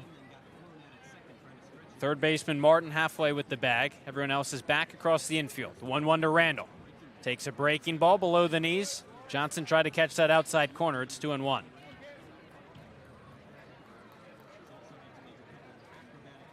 Complete reversal in this game, as we've talked about. When you compare this to the last 2 times these 2 teams have faced, it's been the Anglers grabbing the early lead and kind of putting it out of reach early. The Gatemen trying to do that here tonight. Already up by 3, 2 runners on. Pitch to Randall. Hit hard into left field, but it's right at Hanley. Barely has to move. Hangs up for the left fielder. Hard hit by Randall. Nothing to show for it, and there's 2 away. Yeah, a really late adjustment from Hanley, because he saw that and tracked it just about perfectly as he could in left field. Not a whole lot of movement that he had to make. It's 2 outs. But now you have Turner. He already has that home run. He had the single in the first. So now you got one of your hottest hitters with a platoon advantage against a pitcher that hasn't been able to locate well. So when he puts something in the zone, definitely a chance to take advantage of it. And you got guys in scoring position. I mean, this is a dream for Colby Turner. Yeah, the last pitch he saw in the zone took it down the left field line, a moonshot. First pitch of this at-bat, a fastball, it drills Turner. Not happy with it, tosses the bat, the elbow guard down. Obvious dissatisfaction from the Gateman right fielder, and he makes his way down to first. Yeah, I wouldn't be very happy getting hit with a 96-mile-an-hour fastball straight to the back either. That one's got a sting. And listen, this isn't a situation where Chatham would want to hit anyone. Never really want to see that, but you understand Turner's frustration. First pitch he sees after the home run, right in the back. But again, Johnson's had control issues. The Gatemen get another base runner for Chris McHugh. The bases are loaded, 2 away. Lefty on righty. Johnson's pitch to the Gatemen first baseman is low on the outside corner for ball 1. Because that's the thing, is now Johnson loads the base.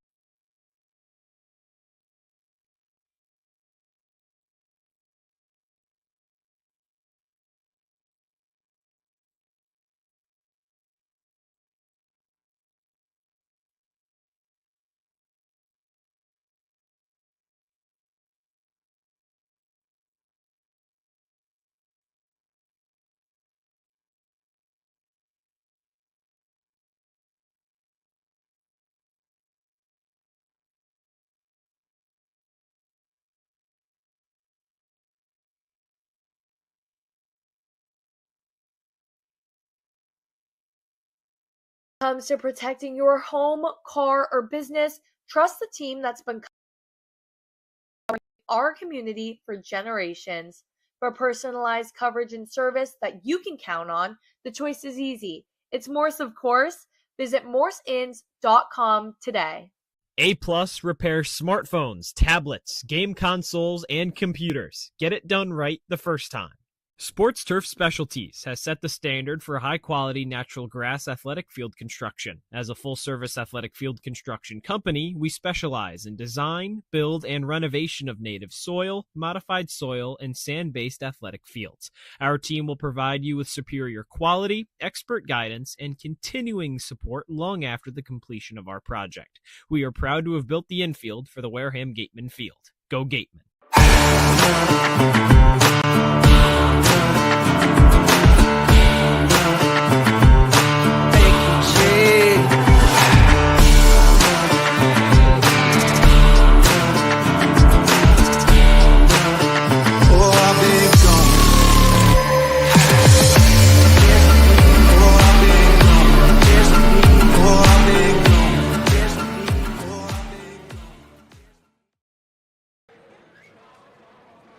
These two teams trading zeros in the fourth inning. The Gatemen left the bases loaded.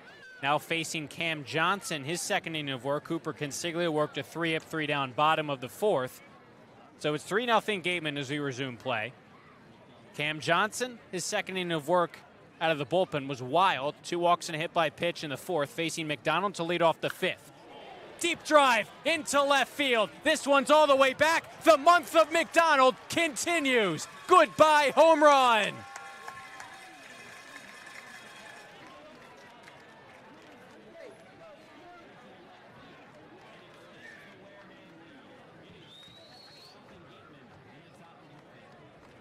On the first pitch from Johnson here in the fifth, an absolute bomb into left by Caden McDonald. Homer number 4 of the summer. Wow. That was a monster shot into left field. 99 off the bat. 350 for Caden McDonald. 4-0 lead for the Gatemen. What a home run. The second Gateman homer of the night. Lefty on lefty. Cruson attacks the first pitch. Comebacker on the mound. Johnson gloves it right in front of his face. Makes a nice play. Flips to Stallman at first. 1 pitch, 1 out now after the McDonald homer. You said it, Cory, the month of McDonald. Let's go back and really, let's just look at his last 11 days. 2 for 4, 2 RBIs against Bourne. 8th inning, pinch hit, 2-run, go-ahead home run to give the Gatemen the lead. They never looked back. Had another RBI against Falmouth the night after. 3-run home run against Harwich later that week. Shane takes a called strike on a breaking ball. And then has 4 hits since then. And oh, by the way, his last start, he threw 5 no-hit innings with 6 strikeouts. In his last 10 innings, he's only given up 2 earned runs with 8 Ks. No one on, 1 away for Shane with a run in on the homer. That one misses outside. Off-speed pitch, 1-1 to the third baseman. Now 4-0 Gatemen. And it boggles my mind that he didn't take a single swing in his first 2 years at Florida. It really is. I have a feeling that that's going to change. The Gators are certainly open to it as a two-way player. It's a 1-1 pitch on the way to Vance Shane. Takes low below the knees, ball 2. I mean, he might end up just being a better hitter than pitcher. And that's the thing, too. Entering that at bat, 2 strikeouts, albeit he's facing a new pitcher, a lefty. But he turns around, what does he do? Makes the adjustment, hits a home run. 2-1, Johnson's pitch to Shane. Way late, swinging on a fastball, and it's 2-2. And that's the thing, righty to a lefty. The scouting report doesn't change pitcher to pitcher, at least from how they're going to attack a certain hitter. So it may be from a different side, but the thought process for Chatham was still the same. McDonald took advantage. 2-2 to Shane. He takes outside as a fastball misses. Full count. Hayden Yost on deck.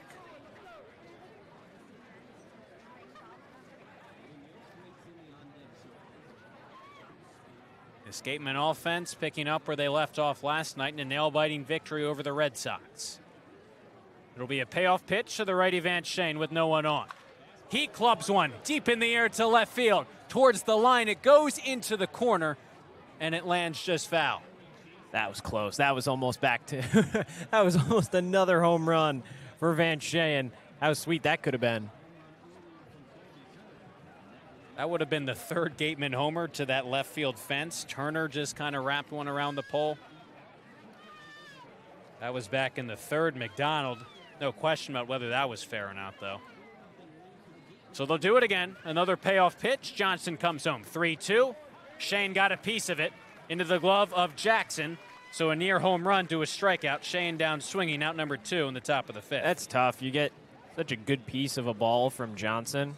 I almost hit a home run. Now you have to come up back to the plate. Just such like a 100-0 feeling. Then you have to try and regroup. It's a difficult spot for any batter to be in. So here's Hayden Yost to triple in the second, ground out in the 4th. 1 for 2. Lefty on lefty. Johnson's pitch skips inside. 1-0 on Hayden Yost. Yost talked about last night. He had that homer number 2 of the summer. Now, even when the team gets scored on the other side, they have that mentality they can instantly get it back after the pitching is buckled. The 1-0 to Yost, taking a fastball at the knees for a called strike. But it's just that belief up and down this Wareham squad. Again, we talked about just how prolific the offense has been, but it's also just mentally, too. That feeling, whether they're coming from behind or whether they're out in front, that they're going to click and fire on all cylinders. 1-1 pitch with no one on, 2 away. Backs Yost up. Pitch missed inside, 2-1. And they've been so great offensively. We've gone through the stats. Again, either first or tied for first, runs, hits, doubles, triples, home runs, you name it. Except for walks. It's kind of been the one thing the Gatemen haven't done well this summer. 2-1 to Yost, catches the top of the zone, 2-2. Second to last in walks, 7th in on-base percentage entering today. But when it comes to putting bat on ball, nobody better across Cape Cod. And listen, the way the offense is produced, you'd love some more walks, but they've almost made up for it if you really can. No one on, 2 away. 2-2 to Yost. The lefty takes, misses low and outside. There will be a payoff pitch coming with Drew Rogers on deck. The team just has so much power. And they utilize the long ball so much, right? That's home run number 30 on the season. But at the same time, they can still drive balls into gaps. They can still play small ball, move guys over, especially when they need to. This team is not living and dying strictly off of the home run. They can do it all. Payoff pitch coming from Johnson. In the dirt, ball 4. Yost works a walk. Second time he's been on base tonight. Inning continues for Drew Rogers. I mean, I think back to that game at Brewster. Whitecaps tied it at 3 in the 8th inning after Gatemen had a combined no-hitter going for a while there. And then Easton Breifogel double into the left center field gap. Chris Ramirez bunts him over. Colby Turner drives him in on a sac fly. I mean, that's small ball at its finest. The Gatemen can still do it. It really hasn't mattered the scenario, whether they're down late, haven't scored a lot, they'll come back. First pitch of this Rogers at bat went around, tried to check his swing, but he crossed the plane. 0-1 on the fastball in the outside corner. And it's a really good sign because, listen, some nights they're down and come back. Other nights they really jump ahead early like they have tonight. Up 4-0 in the top of the 5th. Maybe looking for more with Yost on it first after the 2-out walk. And 0-1. Yost takes off for second. Breaking ball. Throw down to second. Tag applied. Yost is out. A great throw by Jackson behind the plate to nab the speedy Yost trying to swipe second. He's out to end the inning, but not before the Gatemen get another. The month of McDonald continues. The DH deposits one over the left field fence. It's 4-0 Wareham. We're headed to the bottom of the 5th on Cape League TV. If you need to dig, lift, move, grade, clear, or cut, pump, weld, clean, light, and just about anything else, dial up the rental source for the newest and the most reliable equipment in New England. Staffed with equipment and construction experts. Milton Rents, your local source. You can make any bat feel lighter by adding a velo puck knob. Instead of having to go get a whole entirely new bat, you can simply add the puck to it. Players can use this with any bat. It's basically going to shift the weight of the bat a little bit more towards the hands. Players are able to hit the ball a lot harder just by simply adding the puck on.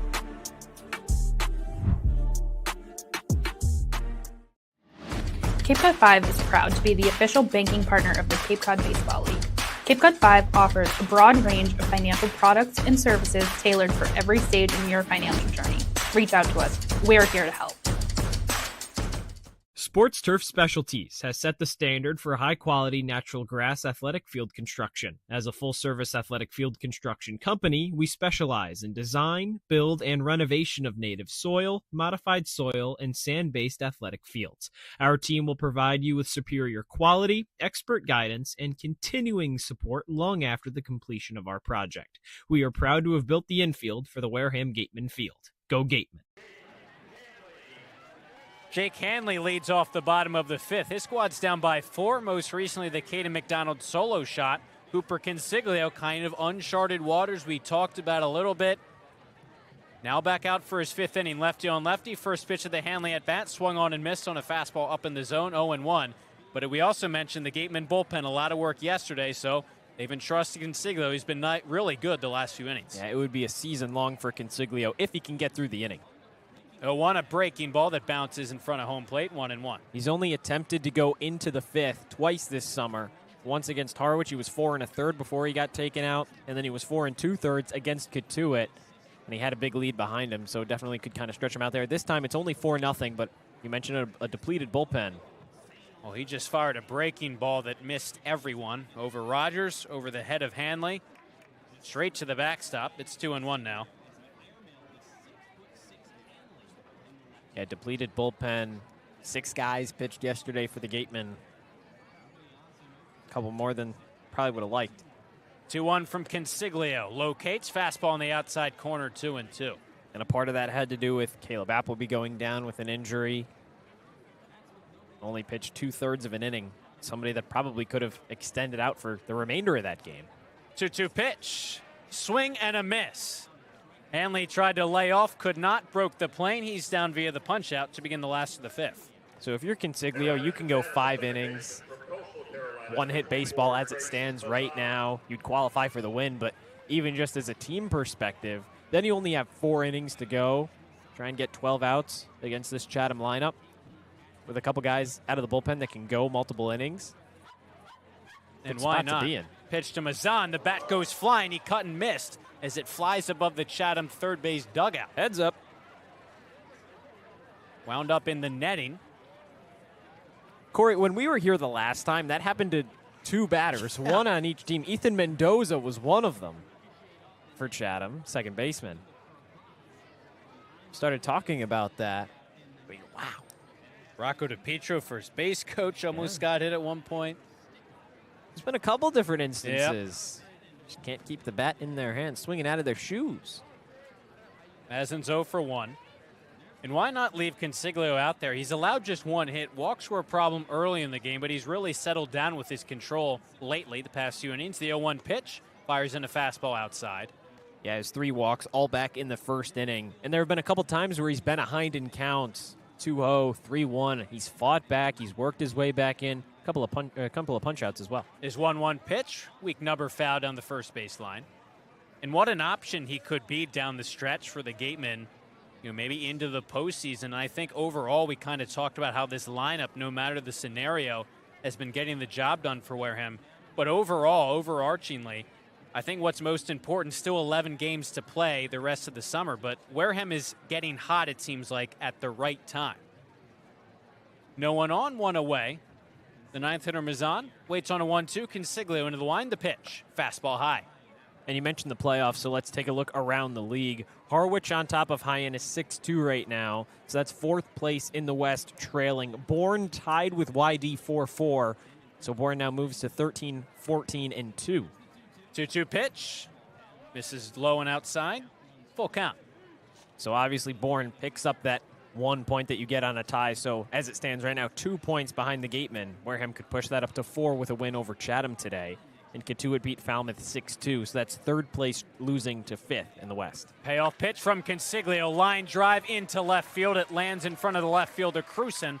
A one-out base hit from Mazan. Second hit of the night for the Anglers. It's a good piece there. Consiglio just trying to locate, and Mazan turned on it, made a nice swing. And we look at those standings. Obviously, some good news for the game. It could only add to their cushion. That was really big when you look at the win last night, because everyone is so tightly packed in that West Division. To be up by 3 points and have a little bit of breathing room when everything could change with a loss or a couple of losses, really big for the Gatemen, again, down the stretch here. Lefty on lefty, back to the top of the order, and Freeman, who's behind on that fastball, lifts it foul out of play down the third base line. Yeah, and I mean, last week, back on Thursday, so just a couple of days ago, Gatemen played at Cotuit. That was a battle of first and second in the West. And then Wareham won against Cotuit, and then the Kettleers fell all the way from second down to last and have been in the cellar of the West ever since. But just so tightly packed. Gateman starting to pull away. They have the runner picked off. Throw behind him at first. McHugh now to Ramirez, who applies the tag. Is trying to advance to second. Was Mazan. We talked about it earlier. Josh, you said Consiglio's got a nice pickoff move. We saw it fully on display right there. Yeah, there's the first one of the night. Consiglio retires a runner on. And a good spot now. Just when you're kind of thinking, okay, there's that second hit. First in a couple of innings for Consiglio, maybe starting to fade a little bit. Well, now he's tied his season high in innings pitched in a single game this summer. Trying to get through the fifth unscathed. His 0-1 to the leadoff man Freeman, up high, 1-1. And control has still kind of been a little bit of an issue. It's just been early in counts, and he's been managed to fight his way back. He's at 78 pitches and 42 strikes. So I'm sure he'd probably want to see that percentage a little bit higher in strikes to pitch count, but he's made it work. Is 1-1 to the center fielder. Joss misses below the zone and outside, 2-1. And, you know, the other thing, again, talking about those standings, again, comparing it to last year, the Gatemen obviously made the playoffs, but they kind of really started hot early in the season. The 2-1 pitch bounces in there, 3 balls, 1 strike with Jackson on deck. But then, not that they limped to the finish, but it definitely wasn't the finish the Gatemen were hoping for, trying to build that momentum into the playoffs. Yeah, and they went to the playoffs. They lost to Cotuit. It's a tough break. It was a competitive West. 3-1. Fastball catches the outside corner. Count goes full. Freeman shook his head. He didn't like that call. But now, Gatemen are in a position here. Just keep winning, keep rolling. The momentum is building throughout this entire second half of the month of July. It's a great way to kind of take into the playoffs, postseason run. Payoff pitch, no one on, 2 away. Fastball just misses outside, in and out of the glove of Rogers. Ball 4.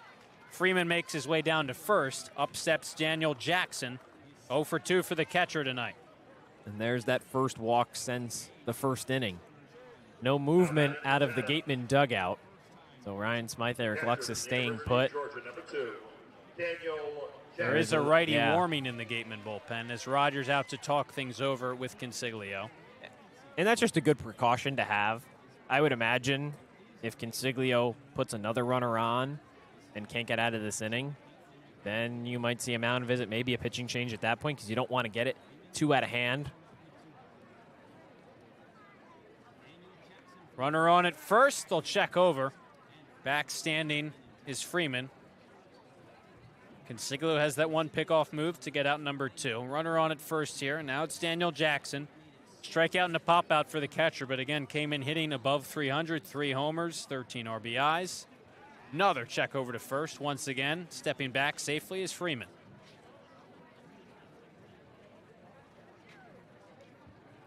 Still just a 4-run game, but the line score for the Gatemen, 4-7-0, compared with 0-2-3 for Chatham. With the runner on at first, pitch home. Jackson takes, fastball, catches the zone on the outside corner. 0-1. Now, Cory, don't quote me on this because my eyesight is not that great, even though I do have my contacts in. I think that's Daniel Powell warming up along that right field line in the Gatemen bullpen. 0-1 pitch home. Smothered by Rogers in the dirt. Jackson with the take. Powell's a guy who we've talked about. He's moved back and forth, bullpen, starter. He's done both. If I'm wrong, feel free to call me out. think from I our might be vantage right. point, it's tough to tell, no doubt. All that Gatemen bullpen all the way down. I recognize the motion. All the way down the right field line in foul territory. Consiglio trying to end the inning, though. 1-1 pitch. Jackson. Late on that one, sends it out of play behind home plate. Foul ball, 1-2. Can Consiglio make it 5 shutout innings? Season high in innings pitched. He needs just 1 out. After 4 shutout innings his last start Sunday against Falmouth. He's held the Anglers scoreless through 4 2/3, throw over to first. Freeman read it all the way. He's back easily. And at this point, just focus on the hitter. Try and get Jackson out here. Would be 9 consecutive scoreless innings for the southpaw on the mound out of NC State. Runner on at first, 2 away. 1-2 pitch to Jackson coming. Swing and a miss. Got him with the fastball up and in. Cooper Consiglio dominant from Veterans Field. 5 shutout innings, holding the Anglers scoreless. It's been all Gatemen so far tonight. We've played 5, 4-0 the lead over Chatham. Josh Richardson has you the rest of the way for the conclusion. Catch all the action on Cape League TV. At the Mass State Lottery, we know there's no bigger win than the $1 billion we provide each year to support all 351 cities and towns in Massachusetts. Now that's how we all win. The Mass State Lottery. Welcome to the state of winning. If you can dream it, if you can cruise in it, if you can summer in it, fish from it, or take it for a day at the beach, we can protect it. The Baldwin Group. Protecting the possible. Finding a good personal injury attorney is very difficult. If you or a family member has been involved in an accident, hurt at work, suffered a slip and fall, or have been injured due to negligence of someone else, contact the lawyers at Reedy, Kiernan, and McNally, LLP today. They are experienced trial attorneys who practice in all of the courts in the Commonwealth. The firm has been recognized by Best Lawyers in America for outstanding legal representation. Contact Reedy, Kiernan, and McNally, LLP today. The firm is located at 267 Main Street in Wareham. Reedy, Kiernan, and McNally LLP also has offices in New Bedford and Falmouth. Call 508-295-0286 or visit their website www.rkm-law.com. For a good piece of glass, call Abby, located at 3 Tyler Ave in East Wareham. Call Abby Glass and Locks about getting a free quote for your windows, doors, locks, and other glass needs. We're back at Veterans Field, and it's the top of the 6th. Gatemen on top 4-0 over the Anglers. Third matchup of the season between Wareham and Chatham. And Cam Johnson back on the mound to start another inning of action. It'll be his third, trying to match the starter, Jacob Turner. 3 innings, he went 3 runs, 2 of them earned. Outside of that leadoff home run in the 5th for Caden McDonald, Johnson's been pretty solid overall, Corey. Yeah, he had that 4th inning where he loaded the bases, but was able to deal out of that successfully. A couple walks and a hit by pitch. The control was much better in the 5th after that 4th inning. He bounced back to get out of the jam. Again, control's going to be really important. If he gets behind, we saw to McDonald, if he throws a fastball over the heart of the plate, an opportunity for the Gatemen to get some power, but just trying to be around the plate. Drew Rogers was up to bat at the end of the 5th. Hayden Yost caught stealing. First pitch, checked his swing, but he went around, says home plate umpire Ryan DeMare. There's a breaking ball in the dirt just in front of Drew Rogers' feet. It's 0-1. Rogers 0 for 1 with a walk in the 4th. He was the runner left on third, stranded in that inning. 0-1 pitch. Just upstairs, above the belt on a fastball. It's 1-1. That one at 92 from Cam Johnson. So velocity kind of going down a little bit here. He's only pitched in 5 1/3 innings coming into today. That fastball was up around 96 in his first 2 innings. 1-1 pitch. Breaking ball, outer corner. It's 1-2. Yeah, that fastball has really made him an effective strikeout pitcher heading into this one. He just, again, consistently hasn't been able to locate, but obviously he's kind of gotten back in the zone so far in this Rogers at-bat. Rogers started his Gateman career with a 3-run home run. Since then, 0 for 13 with a walk. 1-2, This is outside with a fastball. That's back up at 95. So it's 2-2 on Rogers. Leading off this sixth, Chris Ramirez on deck, Braden Randall behind him, 8-9-1 in the Gatemen order, Wareham up 4-0. Just 2 hits for Chatham tonight, 7 for Wareham. Kicks and deals, fastball misses high and tight. 3-2 on Rogers, a chance to work his second walk of the night, second walk of the season for the Gatemen. Yeah, the plate discipline the past 2 at-bats has really been there. Once he's gotten to 2 strikes, hasn't tried to expand the zone, has watched some close pitches in for balls to get back in these counts. 3-2 pitch, waiting on Johnson, kicks and deals. Checked his swing, he went around. Out number 1, no appeal down to first base. Ryan DeMare had that himself behind home. 1 away. Yeah, I don't know. Earlier in that at-bat, Rogers clearly went around when it's that obvious. Easy for the home plate umpire to make the call, but on that a close time it was pitch, a little closer. It was really close. Always, I think, nice to ask for confirmation from a second source, but nonetheless, Rogers retired. Good at-bat. It's all full count pitch, but set down via the strikeout. Now Ramirez, he's also 0 for 1 with a walk. Ground out in the second, walk in the fourth. First pitch, breaking ball misses inside, 1-0. Cory, did you know Chatham, the only team that Wareham has not yet beat this season?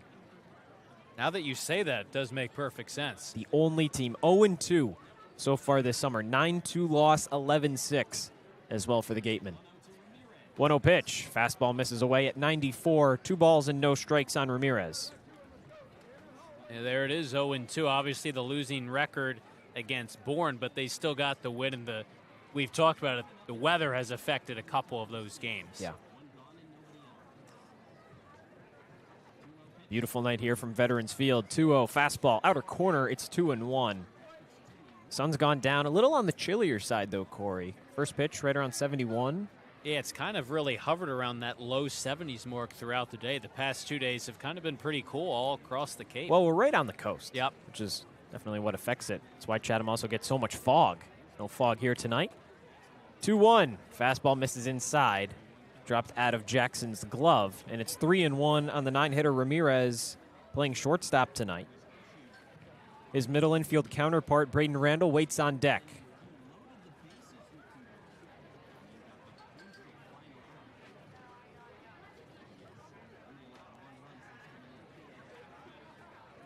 Three-one pitch, misses up and away. And a 5-pitch walk for Chris Ramirez. He's on first with 1 down.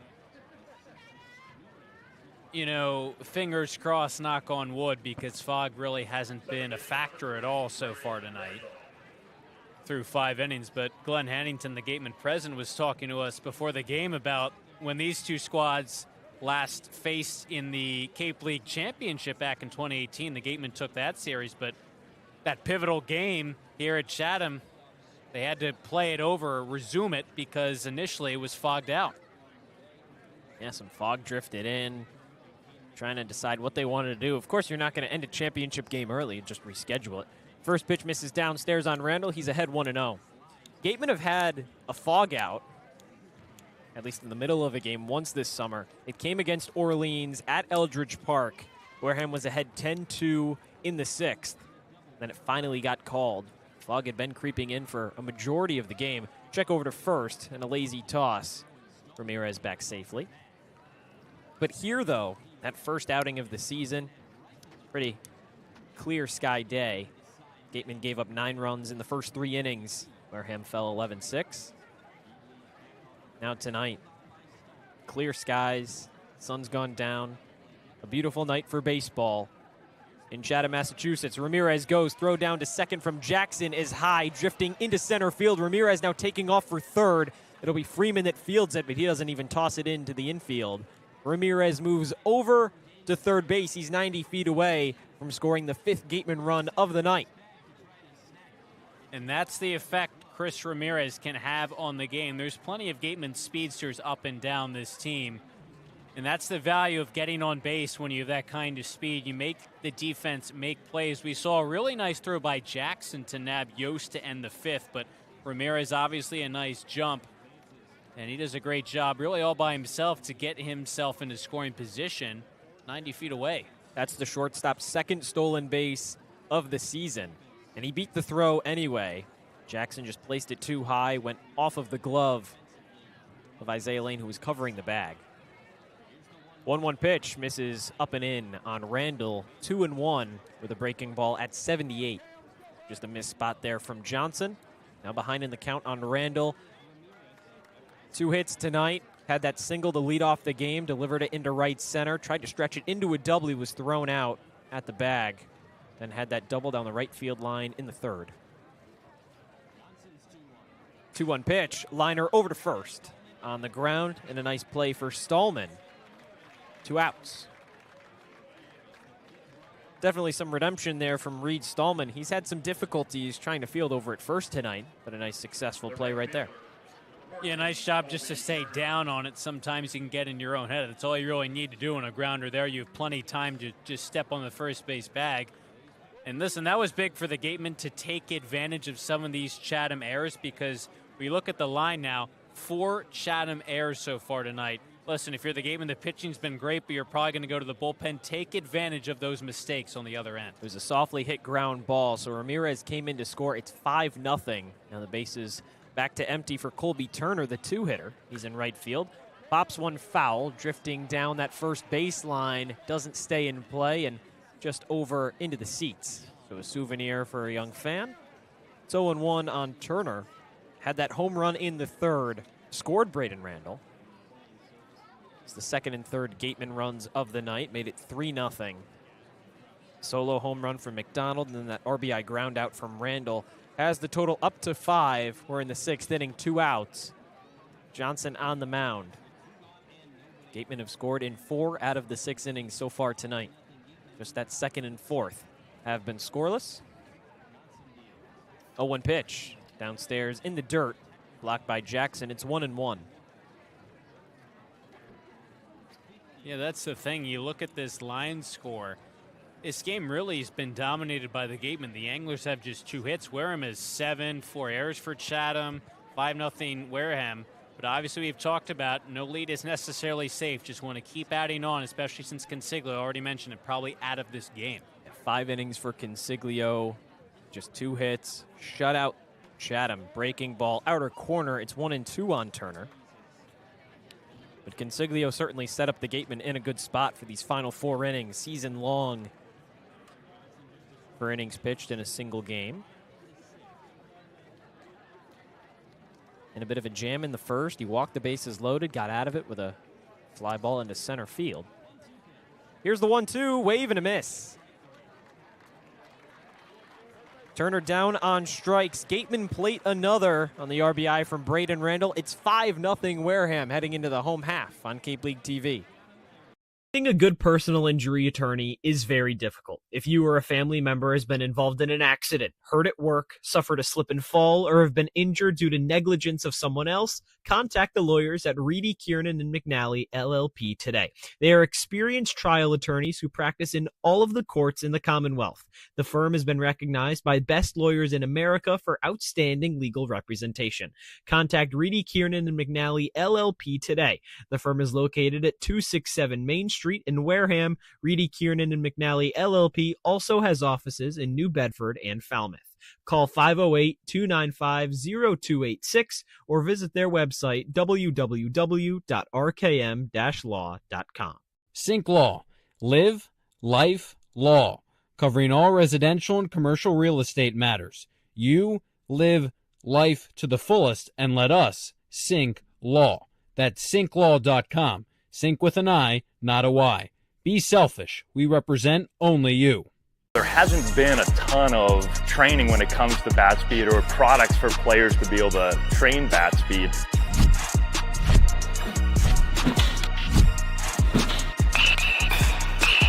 You can improve your bat speed and reach your goals working 10 to 15 minutes a day on this a couple of times a week. That's a no-brainer for every player.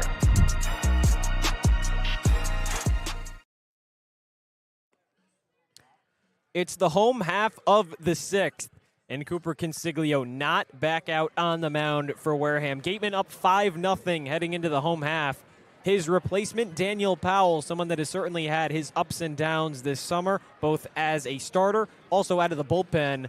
But that latter has been his stronger suit so far this summer as well. It has been. Last pitched as a starter against Harwich in the 13-8 Wareham win, so it was high scoring.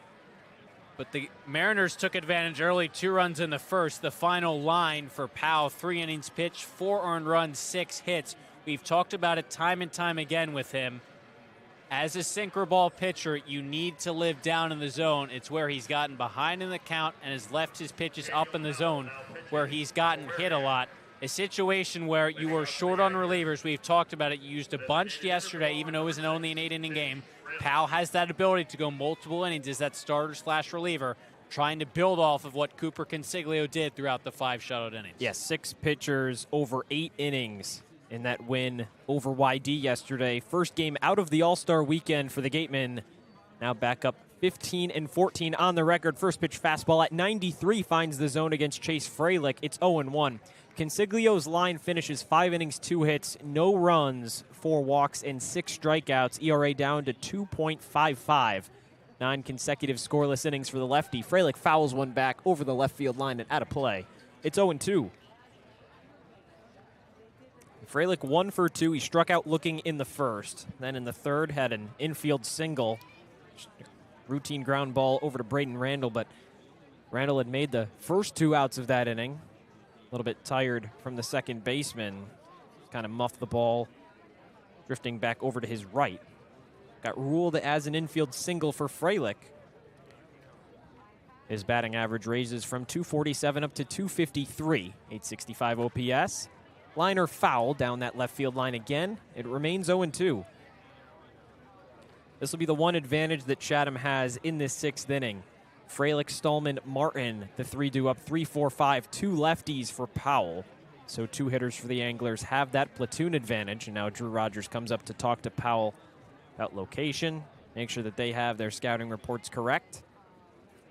It may be 5-0, Cory, but this is a Chatham offense that has certainly exploded at times this season, especially against Wareham. So you're not really going to feel like any lead is safe until you get all 27 outs. It's exactly right, and it's why I said in the top half of the inning to take advantage of those 4 errors and just continue to add on to make this a comfortable lead.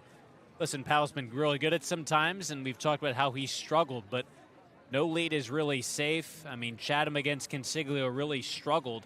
That hit from Mazin, we talked about Fralick, the infield single. Mazin's base hit was the only Chatham hit tonight to leave the infield, but it's a whole new arm right now with Powell on the mound. Now it's an 0-2 to Fralick. Powell kicks and deals. Fastball just upstairs. And it's 1-2 on Fralick. Powell on the mound. His last time that he came out of the bullpen, which pretty well, 2 innings, 1 hit. 5 strikeouts against Brewster. 1-2 pitch. Breaking ball. Got him looking. Right on that outside corner. And a nice spot from Powell, 1 away here in the 6th. And that sinker and breaking ball combination from Powell can be really effective when they're located well, because in one sense you have a sinker that's got that kind of 2-seam movement tailing away from lefties, and you have a breaking ball that's working towards them. That time a breaking ball starts outside, looks like a ball, until it catches that outside corner. Now here's Reed Stallman, who defensively has not had his strongest day over at first base. Waves and misses at a first pitch fastball. He's behind 0-1. He's had a couple hard hit liners over to him at first. There were 3 consecutive there. 1 from Yost, 1 from Braden Randall, then Chase Cruson. They all went either through his legs or just out of reach of his glove. He fouls one straight back and over our heads behind home plate into the night sky. It's 0-2. Offensively, though, drew a walk in the first. And then popped out to Braden Randall in the 3rd. So his 3rd time up tonight in the 6th.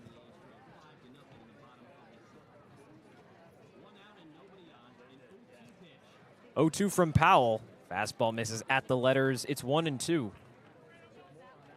It really has been an interesting night at first base for him, hasn't it? It just feels like after that initial ball and the Yost triple, I mean, it was hard hit, wasn't an error on him, got by him. It was like, oh, here we go again, the next 2 ground balls. Helped score some of the Gatemen's 5 runs. 1-2, got him looking again. Beautiful spot from Daniel Powell, 2 away here in the 6th, both on a looking strikeout. Yeah, these two breaking balls that come back on the outside corner. Tough for a lefty to get the bat off the shoulder when it looks like a ball the whole way, and Powell's been locating well, mixing his sinker in with those breaking balls and changeup he's got as well. And I think it works to his advantage, too, that Concealer went 5 innings, and it's a completely different look on the mound for the Anglers now. Sinker ball pitcher in Powell. First pitch in the air, shallow infield. Now taking a step back onto the right field grass is Braden Randall, the second baseman, settles under it, and he makes the catch over his shoulder for out number 3. Chatham retired in order in the 6th. Gatemen on top 5-0, heading into the 7th on Cape League TV.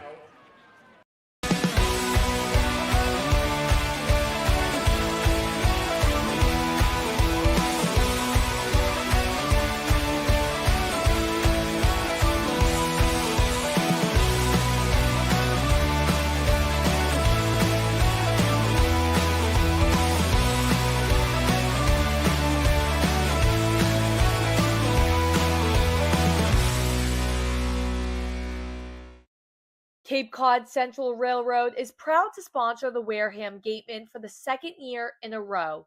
Experience the scenic beauty of Cape Cod like never before.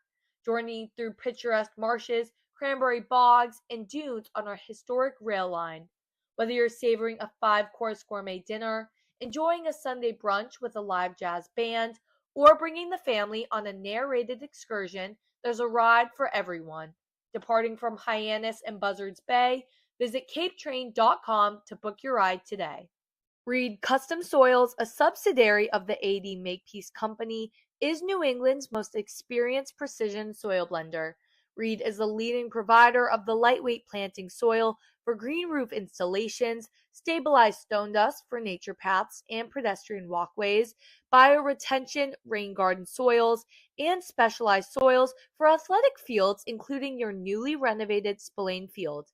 To learn more, visit reedcustomsoils.com. Cod Central Railroad is proud to sponsor the Wareham Gatemen for the 2nd year in a row. Experience the scenic beauty of Cape Cod like never before. Journey through picturesque marshes, cranberry bogs, and dunes on our historic rail line. Whether you're savoring a 5-course gourmet dinner, enjoying a Sunday brunch with a live jazz band, or bringing the family on a narrated excursion, there's a ride for everyone. Departing from Hyannis and Buzzards Bay, visit capetrain.com to book your ride today. Back for the top half of the 7th from Veterans Field, and the Gatemen on top 5-0. Back up to bat, it'll be 3-4-5 in the Wareham order. McHugh, McDonald, and Crewson. A couple of RBIs between those 3 guys. New pitcher onto the mound for Chatham. Christopher Langley, the right-hander, relieves Cam Johnson after 3 innings of work. 1 earned run ball for Johnson, 2 runs allowed. Gateman 7 hits on the night. So with 2 righties at the top due up here in the 7th, Chatham elects to go with the same side pitcher. McHugh fouls one back out of play down that first baseline. It's 0-1. Langley out of Tyler Community College, Keller, Texas native. His first appearance this summer. Always interesting to see guys who teams really haven't gotten to see across the summer so far, now approaching the end of the 2025 regular season. First look at him, but always the other side of that, a pressure-packed situation. Your team's down by 5. You're in last place in the East, in a big spot for your first appearance. 0-1 pitch, breaking ball, wave and a miss for Chris McHugh. He's behind 0-2. McHugh had that RBI single in the first, played the Gatemen's first run of the game, and he had a hard line out to second base. Trace Mazin made a nice jumping grab. Then he flew out to right field to end the 4th. 0-2 pitch, breaking ball taken downstairs, 1-2.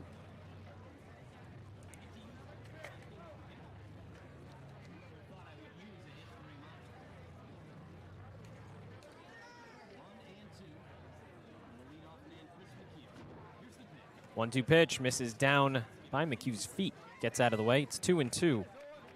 Initially in this at-bat, really tried to stay away from Chris McHugh. Had that single in the first, and it's a shame because he's hit the ball hard twice, a line out to second in the third, and then A fly out to right in the fourth. Connected well, only has one hit to show for it, though. Next pitch, breaking ball, hard hit over to third, just under the glove of Roman Martin at the bag. Skips into left field. Hanley brings it back into the infield, and a lead-off error made by Roman Martin at the corner. Puts the leadoff runner on in Chris McHugh here for the seventh. That's just the definition of pounding a ball in the top of the zone straight into the ground. A breaking ball that just kind of hung up there. Might have been a ball anyways, but McHugh just hit it right into the ground. Hard hit, tough to make a play, but again, Martin was certainly there. The Gatemen will take it. First pitch for Caden McDonald, had a home run in his last at-bat. He's taken for a ball outside, 1-0. McHugh had that single back in the first. That extended his hit streak to 6. Been swinging a hot bat. 1-0 pitch in the air, shallow infield, drifting over down that right field line. That'll be the second baseman, Trace Mazin, called off by Reed Stallman at first. 1 away. Obviously, McDonald open for another base hit in this one. A couple of strikeouts to pop out, but obviously the homer's going to get a lot of the attention, just adding on to his season total. Again, a chance for the Gatemen to make the Anglers pay for their sloppy defense. Up to 5 errors now. Gatemen have as many runs, or I guess you'd say the Anglers have as many errors as the Gatemen do runs. Breaking ball just finds the zone below the belt on Chase Cruson. Had that double in the third. Yeah, 5 errors. We saw the Gatemen make 7 in that loss to Falmouth a couple weeks ago. That was really a turning point in Wareham's season. 0-1 pitch in the air, drifting foul, just above that third baseline and out of play. Yeah, when you look at that, Cory, that was kind of the cap off. That was 5 straight losses for Wareham to start off the month of July. It started here at Veterans Field on July 1st. Gatemen fell 11-6 to the Anglers. Then a home loss against Harwich, back-to-back losses against Bourne, and then an 11-4 defeat against Falmouth with 7 errors in that game. 0-2 pitch into left field, but foul.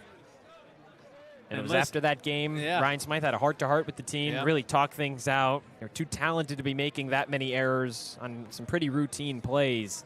And what did they do the next game? 16-9 win over Katuitt. And since then, that message has been pretty well stored in the back of all these players' heads. Red hot since then. Another 0-2 pitch, wave and a miss. Cruson down on strikes, 2 away here in the 7th.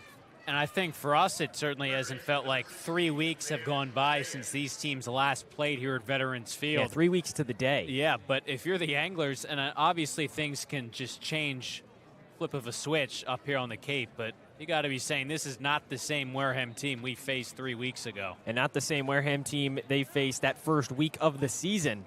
Breaking ball downstairs on Van Shane. It clips the bottom of the zone for an 0-1 count on the third baseman for Wareham today. He's 0 for 3.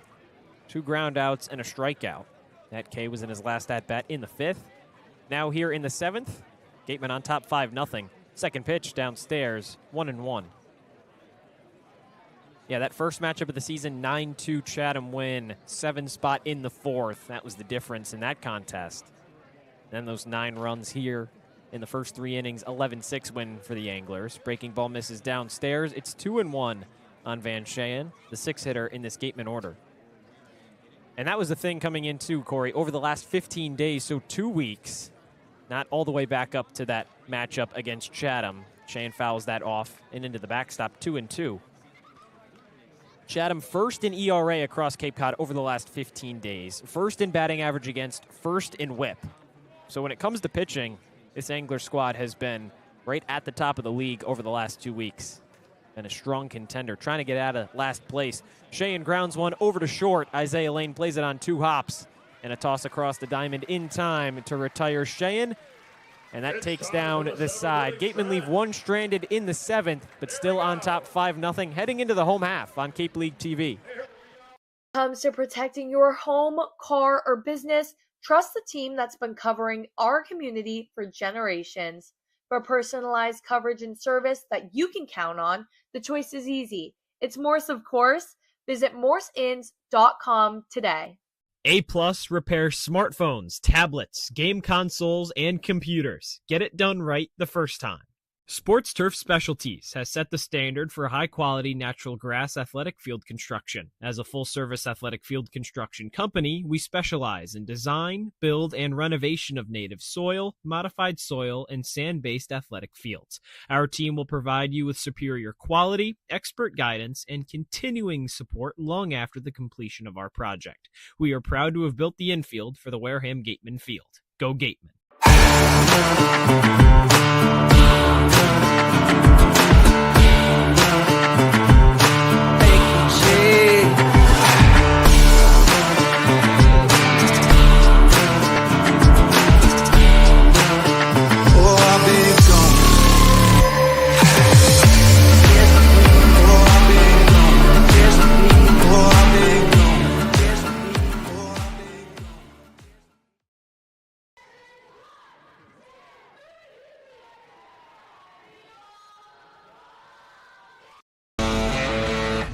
Get ready for big results with our small machines. With more power, performance, comfort, and savings, they're ready for every job. And we're ready with plenty of inventory, the best support in the business, same-day parts availability, and locations across the Northeast. So you can always be ready to work. Milton Cat, always ready. Late stages of this one, Chatham down to its final 9 outs of the contest. And they start off the 7th with Ashton Larson. Daniel Powell back on the mound, and Lawson fouls one straight up in the air, drifting foul and out of play. That one nearly took us out. There have been a few in our wonderful in our setup behind tonight. the Chatham press box. Yeah. There've been a couple. Larson's 0 for 2. He's got 2 flyouts. 0-1 pitch from Powell, chopped right back to the mound, and Powell, easy glove, steps off, underhand toss to first, 1 away. Nice play, good reflexes from Powell on the mound. And retire Larson for the 3rd time tonight. And boy, has Powell looked sharp so far tonight. 4 up, 4 down, 2 strikeouts. Again, it's all about, we talked about it, as a sinker ball pitcher, staying down in the zone and making sure these hitters don't get any one really good consecutive looks, especially at your main pitch, that sinker ball. Here's Isaiah Lane. He's 0 for 2. First pitch, breaking ball, finds the zone. 0-1. A lot of these guys, Corey, we're going to say, oh, they're 0 for 2. Well, they're 0 for 1 with a walk. That's kind of how Cooper Consiglio pitched 5 innings tonight. Just the 2 hits. Shutout baseball for the lefty starter. That one's lined over to third. Good play from Sheehan. Long stretch across the diamond for Chris McHugh, 2 away. What a job by Sheehan. That was a hot shot on a hop. Really gobbled it up nicely. A nice play. And listen, we talked about it. Consiglio, this was a much tougher test for him because he did not have the same level of run support he had the past 2 starts. Listen, they still gave him a 5-run cushion in the aggregate, but this was a close game through pretty much the entirety of his outing. Every time you say aggregate, I just think Moneyball. Yeah. First pitch fastball, outer corner on Jake Hanley, 0-1. Recreate him in the aggregate. We said that about Ty Daly. We don't want to get ahead of ourselves, but this Gateman squad lately has been playing like that Moneyball team. Well, hopefully their season ends a lot better than Oakland did in 2002. 0-1 misses outside, 1-1. A's fell in the divisional series for the 3rd straight year, notably as Brad Pitt put it. 100-plus wins. It's just a shame. 1-1, swing and a miss from Hanley, 1-2. I rewatched that movie, Corey, and again, it's the only thing that bugs me about it because it's a great movie. But they failed to mention the fact that they had the Cy Young winner and the MVP of the AL. They weren't completely on that good. Oakland team. They still had the talent. 1-2 pitch, wave and a miss. 3 up, 3 down in the 7th. And through 2 innings, Daniel Powell has 3 punch-outs. We head to the 8th. Gatemen on top 5-0 on Cape League TV. If you need to dig, lift, move, grade, clear, or cut, pump, weld, clean, light, and just about anything else. Dial up the rental source for the newest and the most reliable equipment in New England. Staffed with equipment and construction experts. Milton Rents, your local source. You can make any bat feel lighter by adding a velo puck knob. Instead of having to go get a whole entirely new bat, you can simply add the puck to it. Players can use this with any bat. It's basically going to shift the weight of the bat a little bit more towards the hands. Players are able to hit the ball a lot harder just by simply adding the puck on.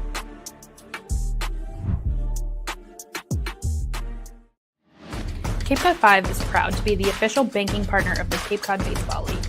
Cape Cod 5 offers a broad range of financial products and services tailored for every stage in your financial journey. Reach out to us. We're here to help. Sports Turf Specialties has set the standard for high-quality natural grass athletic field construction. As a full-service athletic field construction company, we specialize in design, build, and renovation of native soil, modified soil, and sand-based athletic fields. Our team will provide you with superior quality, expert guidance, and continuing support long after the completion of our project. We are proud to have built the infield for the Wareham Gatemen field. Go Gatemen! It's the 8th inning from Veterans Field, and the Gatemen still on top. 5-0 Wareham advantage as we head into the 8th. It'll be 7-8-9 for Wareham, trying to extend this lead out a little bit further, give Daniel Powell some more run support. Chatham down to the final 6 outs alongside Cory Miller. I'm Josh Richardson.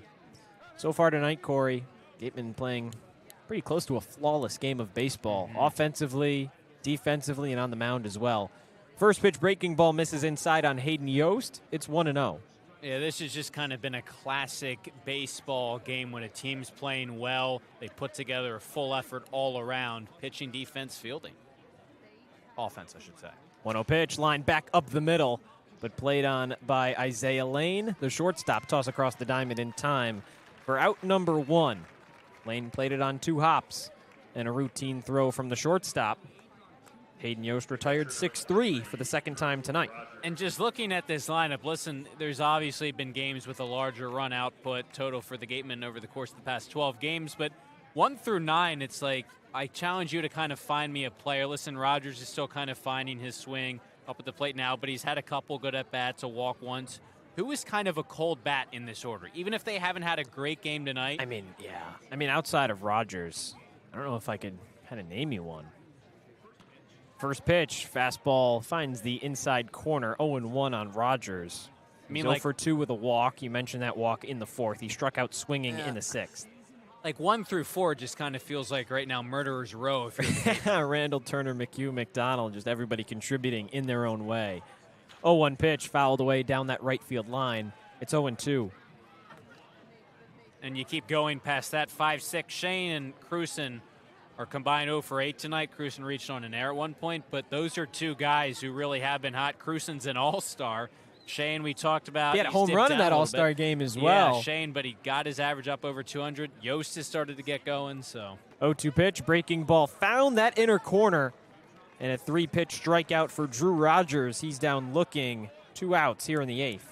And then the guy behind him, in Ramirez, couple of walks tonight, came in hitting just under 500, so really 476. 1 through 9. I mean, come on. It's why the Gatemen have been atop the league in so many hitting statistics. Entering tonight, first in runs, tied for first in hits, first in doubles, triples, and home runs, first in RBIs. First pitch to Ramirez, breaking ball, finds that top corner, and it's 0-1. And listen, this isn't a playoff game yet, but this is kind of, to me, try and bottle this, because this is the type of performance tonight you hope will translate the rest of the way in the regular season, but most importantly in postseason play, hopefully. 0-1 pitch, Ramirez flies one into right field. That skips in front of Larson. He plays it on a hop. 2-out single for Chris Ramirez here in the 8th. And yeah, Cory, I mean, Chatham in last place in the East, but 13-13-3. They entered not that far off from where the Gatemen were at this point in the season. 29 points, Gatemen at 30, so a win could push Wareham up to 32. But even with that, Chatham's been that one thorn in Wareham's side so far this summer, the only team that the Gatemen have not yet beat. Just 6 outs away from doing that very thing. Top of the order in the 8th, Braden Randall takes a breaking ball down the middle for strike 1. It'd be nice to kind of get that monkey off your back and say that at this point in the regular season on July 22nd, you have at least one win over every single team across Cape Cod. Yeah, and you have an answer for no matter who you're going to face down the line. Check over to first, not in time. Tag applied by Stallman. At that point, Ramirez back on the bag.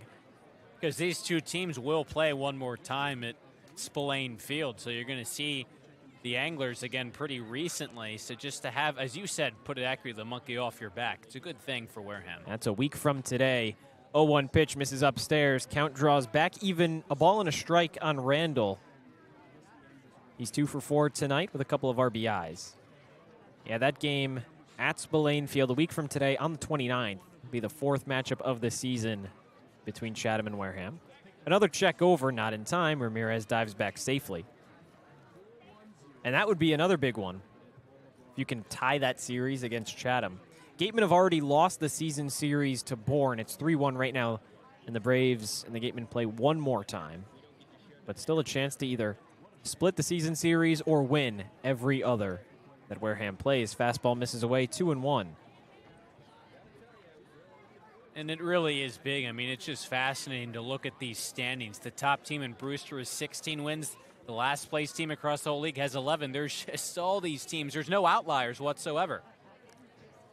2-1 pitch, breaking ball, finds that outer corner, and it's 2-2 on Randall, the leadoff hitter, playing second base tonight for the Gatemen. And Brewster currently trailing. It's the bottom of the 8th against Orleans. Orleans up 5-4, has runners on the corners, nobody out, so a chance for the Firebirds to grab another win this summer. Harwich won 6-3. Bourne and YD tied. Runner goes, fouled away, and out of play from Braden Randall. Drifts into the night sky. Now Ramirez retreats back to first. But yeah, it's all just so competitive. It really is across both divisions of the whole league. There's no one team running away with it, no one team really lagging behind. But I'll tell you, when you look at the scores tonight, big for the Gatemen to, again, just increase and get even more separation. Another check over to first. Ramirez safe. And it is. So Bourne ties. So the Braves are at 28 points. A win for the Gatemen would put them at 32 and 4 points ahead of second place. That's big. Yeah. Especially considering that Bourne has an unplayed game, so still waiting on that. Now the runner goes. Breaking ball misses. Ramirez dives in safely to second base. Second swipe bag of the night for Ramirez, his 3rd of the season. And the Gatemen have a man in scoring position for Braden Randall, who works the count to full. 2 outs here in the 8th. Kind of felt like a situation where you knew Ramirez was going to go, but that doesn't make it any easier in trying to cut him down. Just so much speed. He's got a big lead off of second as well. He retreats back, stays put, 3-2, fouled away down that left field line for Randall. And now all of the younger fans here at Veterans Field going to try and grab that souvenir. I mean, you go back to what we were saying with the standings. Obviously, Bourne the unplayed game, but 4 points, that's 2 wins or 2 losses. So, again, the breathing room's really big when everyone is so tight together. 3-2 pitch, but he steps off before that. Ramirez gets back safely. It was a good move from Christopher Langley on the mound, but Ramirez got back in just ahead of the throw. Yeah, and it really is so close, especially you play Bourne one more time. They've got a matchup against Harwich. Mariners have been playing pretty well. They're 14-12. 3-2, chopped foul. Just back to the Gatemen dugout. Count remains. And then again, listen, Bourne's going to be the closest, it seems like, because they tied while Hyannis and Falmouth lost. But all 3 of those squads were tied, 27 points entering action today. So listen, Bourne is still a point closer, but Hyannis and Falmouth, there's some more separation there between those 2 teams. Katuitt grabbed that win over Falmouth, too, so that 3-4-5 gets even closer. Another 3-2 misses upstairs. And a long at-bat from Braden Randall ends in a walk. That was pitch number 9. He's on first. 2 on and 2 outs here in the 8th. What an at-bat by Braden Randall. He just keeps fighting every time, it seems. He's just your Classic leadoff hitter, and I think a guy with his production, you just won at the top of the order. I mean, he gives you all of those traits.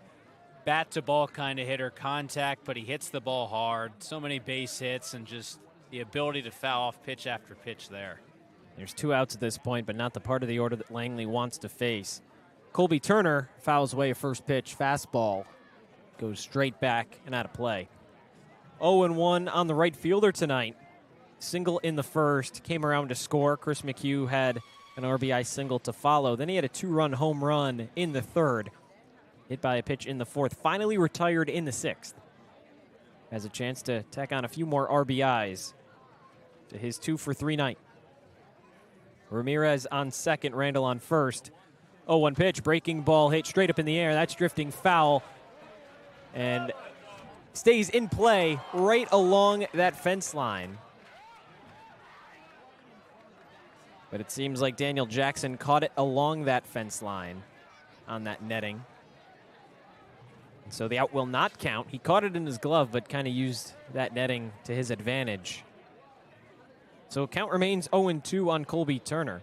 Cory, for a second there, I thought that was coming straight at us. I thought for sure I'd have a chance to catch it. It looked like it had that trajectory, but the fact that it didn't even leave the netting and make the seats really surprised me.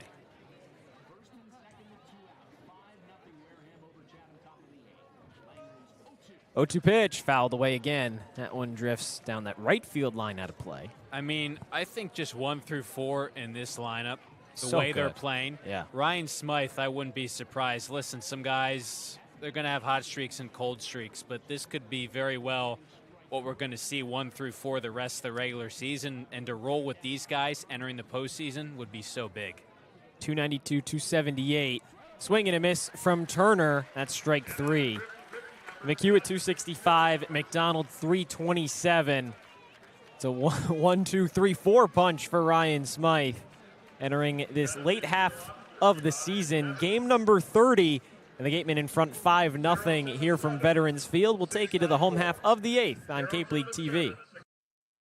Wareham-based AD Makepeace Company, founded in 1854, is North America's largest cranberry grower and recognized leader in environmentally responsible real estate development and land stewardship. For 171 years, AD Makepeace Company has supported community events and organizations like your Wareham Gatemen. Visit admakepeace.com to learn more. Here at the Mass State Lottery, we're known for our monster wins. But there's no bigger win than the $1 billion we provide each year to support all 351 cities and towns in Massachusetts. In our game, we know that supporting local businesses and helping communities is how we all win. Because at the lottery, we're all playing for the home team. The Mass State Lottery. Welcome to the state of winning. Legacy Insurance has been servicing Wareham and the surrounding areas since 1980. Call Legacy Insurance for all your insurance needs at 508-295-1315. Legacy Insurance, your hometown agency. As the sponsor of tonight's game, PCT Federal Credit Union is proud to root for the home team. We're thrilled to offer great rates on auto loans, home equity lines of credit, and so much more. Visit us on Cranberry Highway in West Wareham. Home half of the 8th. Chatham down to its final 6 outs. Daniel Powell back on the mound for his 3rd inning of action. Gatemen support a 5-0 lead. Anglers just 2 hits tonight. It'll be 9-1-2 in the Anglers order. Trace Mazin, Jackson Freeman, Daniel Jackson. First pitch fastball misses upstairs on Mazin. He's 1 for 2 tonight. Consiglio, obviously we talked about it, did such a great job. 5 shutout innings, but how about the work Powell has done? He's just picked up where Consiglio has left off. 1-0 pitch. Fastball misses up and away, 2-0. Yeah, through 2 innings, he's got 3 strikeouts, 2 groundouts, and a flyout. Retired all 6 batters he's faced. Pitching rather efficiently tonight. 2-0.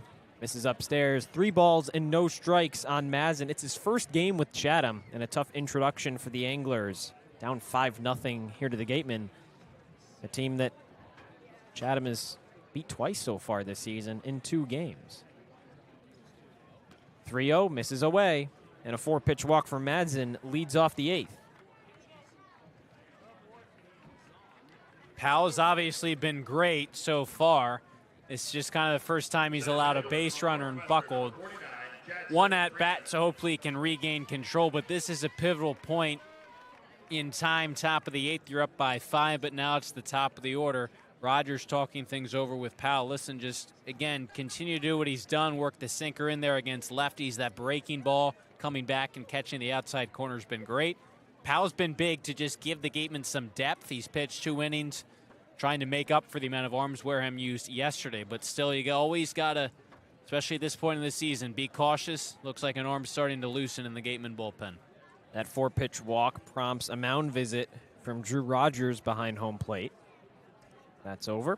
Top of the order for Chatham, Jackson Freeman up to bat. He's walked twice. He's 0 for 1. Check over to first, not in time. Madsen dives back safely. No tag applied from McHugh. Throw a little bit offline back towards McHugh, his left shoulder. Still waiting for that first pitch. Powell kicks and fires. Misses downstairs, gets behind Rogers, but not far enough away that Madsen can advance. He stays at first, and a 1-0 count to Jackson Freeman. Came in hitting 274. That's down to 271. I know you don't want anyone to start hitting you hard, but if you're Powell, you've been effective. You got to throw strikes. You can't let guys on base when you're up by 5, because then that's when the potential for a big inning really starts to rise. 1-0 pitch, fouled away down that right field line. Hard hit. Freeman just turned on it too quickly. It's 1-1. And Chatham, a team down 5-0. Again, we talked about it a little bit earlier, Cory. Not going to feel safe with any lead until all 27 outs are recorded. Chatham team scored 7 in an inning against the Gatemen the first time out this season. These two teams played the second time. The Anglers had 9 runs after the first 3 innings. Held on 11-6. 1-1. Fastball, top of the zone, right at the belt. It's 1-2. Nice pitch from Powell. He's ahead in the count. Yeah, nice job. He's located better in this at-bat against Freeman to get ahead, maybe go with a breaking ball, catch him looking on the outside corner. The Gatemen know this better than anyone, though. No lead safe. They almost came back down from 9-0. 1-2, another check over.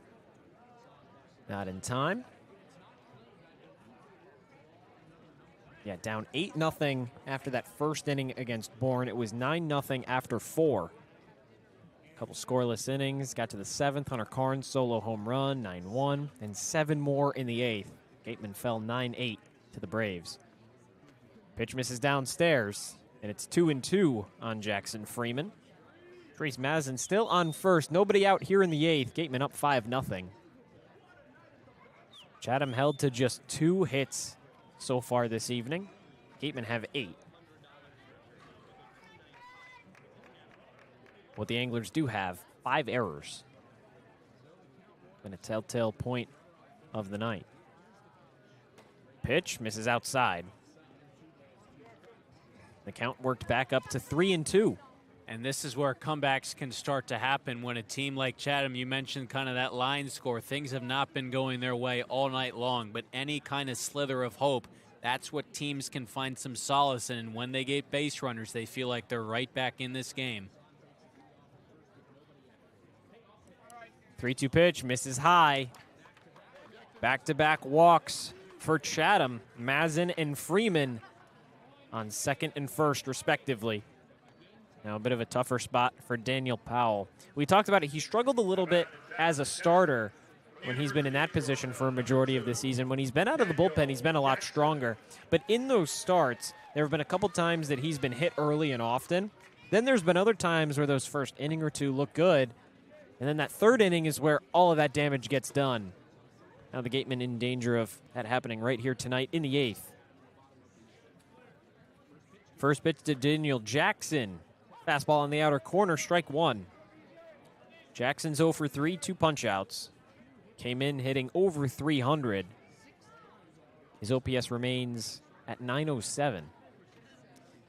And one of the best Chatham hitters in this lineup. Next pitch, fouled away into the netting, straight behind home plate. And Jackson's behind 0-2. This is the response you needed from Powell. Always as a sinker ball pitcher with the platoon advantage, you have that possibility for a double play. He got ahead of Freeman 1-2, just kind of nibbled, didn't throw anything competitive. He's got to put Jackson away in a pitcher's count right now. Big lead over at second. Powell looks that way, now turns back, and that one gets into the outfield. Braden Randall was not ready for that. Mazin heads over to third safely. Throw back to second is not in time. Freeman advanced as well.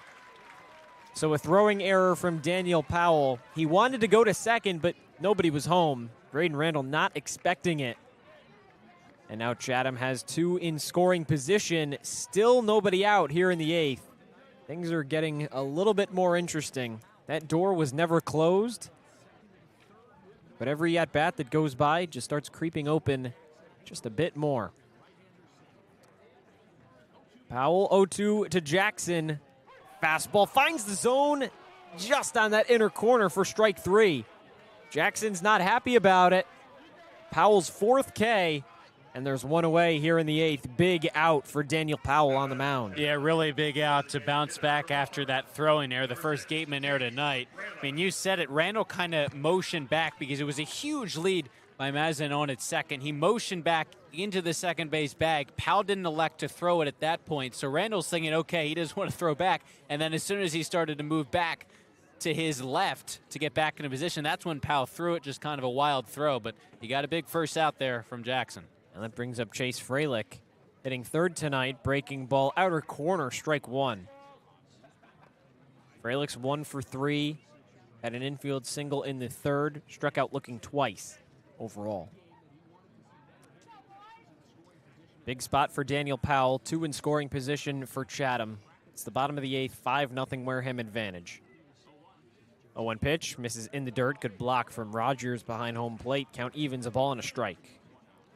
When Powell's been in and around the zone really sharp, 4 strikeouts now, just 2 1/3 innings pitched.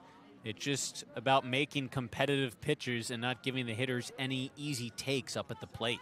You have a big lead if you're Powell, 5-run cushion, 2 aboard. 1-1 to Freilich, wave and a miss. Went chasing after a breaking ball, and Powell ahead 1-2. That's a situation where, listen, he's got plenty of movement and a lot of downwards movement on both his sinker and breaking ball. But that one was just kind of skipping right in front of home plate. And just Freilich, kind of a wild chase and a miss. But you'll take it if you're Powell. Put him away here.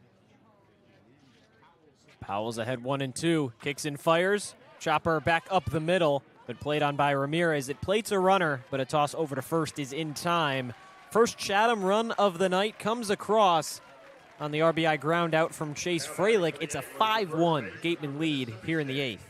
Obviously, it's a closer game now, but you're in the business of getting outs now with only 4 more needed. You'll take that in exchange for the run to get even closer to a win.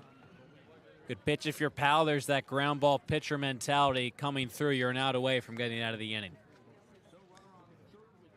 I had been looking at it, Cory, but I wanted to refrain so I wouldn't pull an announcer's jinx, but the Gatemen held on to that advantage. Fly ball into right field, but Turner is there, shallow enough to not even reach the warning track for out number 3. Could have been the first Gatemen shutout victory this season. Unfortunately, that will have to wait. But still, Gatemen on top 5-1 as we head into the 9th from Veterans Field on Cape League TV. At the Mass State Lottery, we know there's no bigger win than the $1 billion we provide each year to support all 351 cities and towns in Massachusetts. Now that's how we all win. The Mass State Lottery. Welcome to the state of winning. If you can dream it, if you can cruise in it, if you can summer in it, fish from it, or take it for a day at the beach, we can protect it. The Baldwin Group. Protecting the possible. Finding a good personal injury attorney is very difficult. If you or a family member has been involved in an accident, hurt at work, suffered a slip and fall, or have been injured due to negligence of someone else, contact the lawyers at Reedy, Kiernan, and McNally, LLP today. They are experienced trial attorneys who practice in all of the courts in the Commonwealth. The firm has been recognized by Best Lawyers in America for outstanding legal representation. Contact Reedy, Kiernan, and McNally, LLP today. The firm is located at 267 Main Main Street in Wareham. Reedy, Kiernan, and McNally LLP also has offices in New Bedford and Falmouth. Call 508-295-0286 or visit their website, www.rkm-law.com. For a good piece of glass, call Abby, located at 3 Tyler Ave in East Wareham. Call Abby Glass and Locks about getting a free quote for your windows, doors, locks, and other glass needs. Ninth inning from Veterans Field. And the Gatemen on top 5-1, trying to plate a few more. Wareham will have to do it against a new pitcher. Caleb Freeman comes in. Christopher Langley done after 2 innings. Shutout baseball, just 1 hit allowed and 3 punch-outs for the righty. And now Caleb Freeman comes in, same arm side, trying to retire 3, 4, 5 in the Gatemen order, which is certainly no easy task. It's certainly not in a tough spot for your first appearance of the summer with Chatham. Freeman has yet to pitch with the Anglers here in the 2025 campaign. Eastern Kentucky product, 6'4", 230-pound righty, graduate student, South Carolina native. Similar situation where if you're Wareham, you're facing an arm in which you haven't seen before, no really kind of scouting report based off of any summer stats so far this season. But again, this is the part of the order where that may not matter a whole lot. McHugh, McDonald, Cruson, you'll take that, try and get that run back. Freeman pitching from a bit of a sidearm that we can see in the warm-ups. Kind of goes down to that 8 or 9 o'clock arm slot. So it could be a little bit tricky for 3 righties coming in from that angle. Either way, Gateman supporting a 4-run cushion. Chatham got that first run across in the 8th, or 5-1 rather, 5-run lead.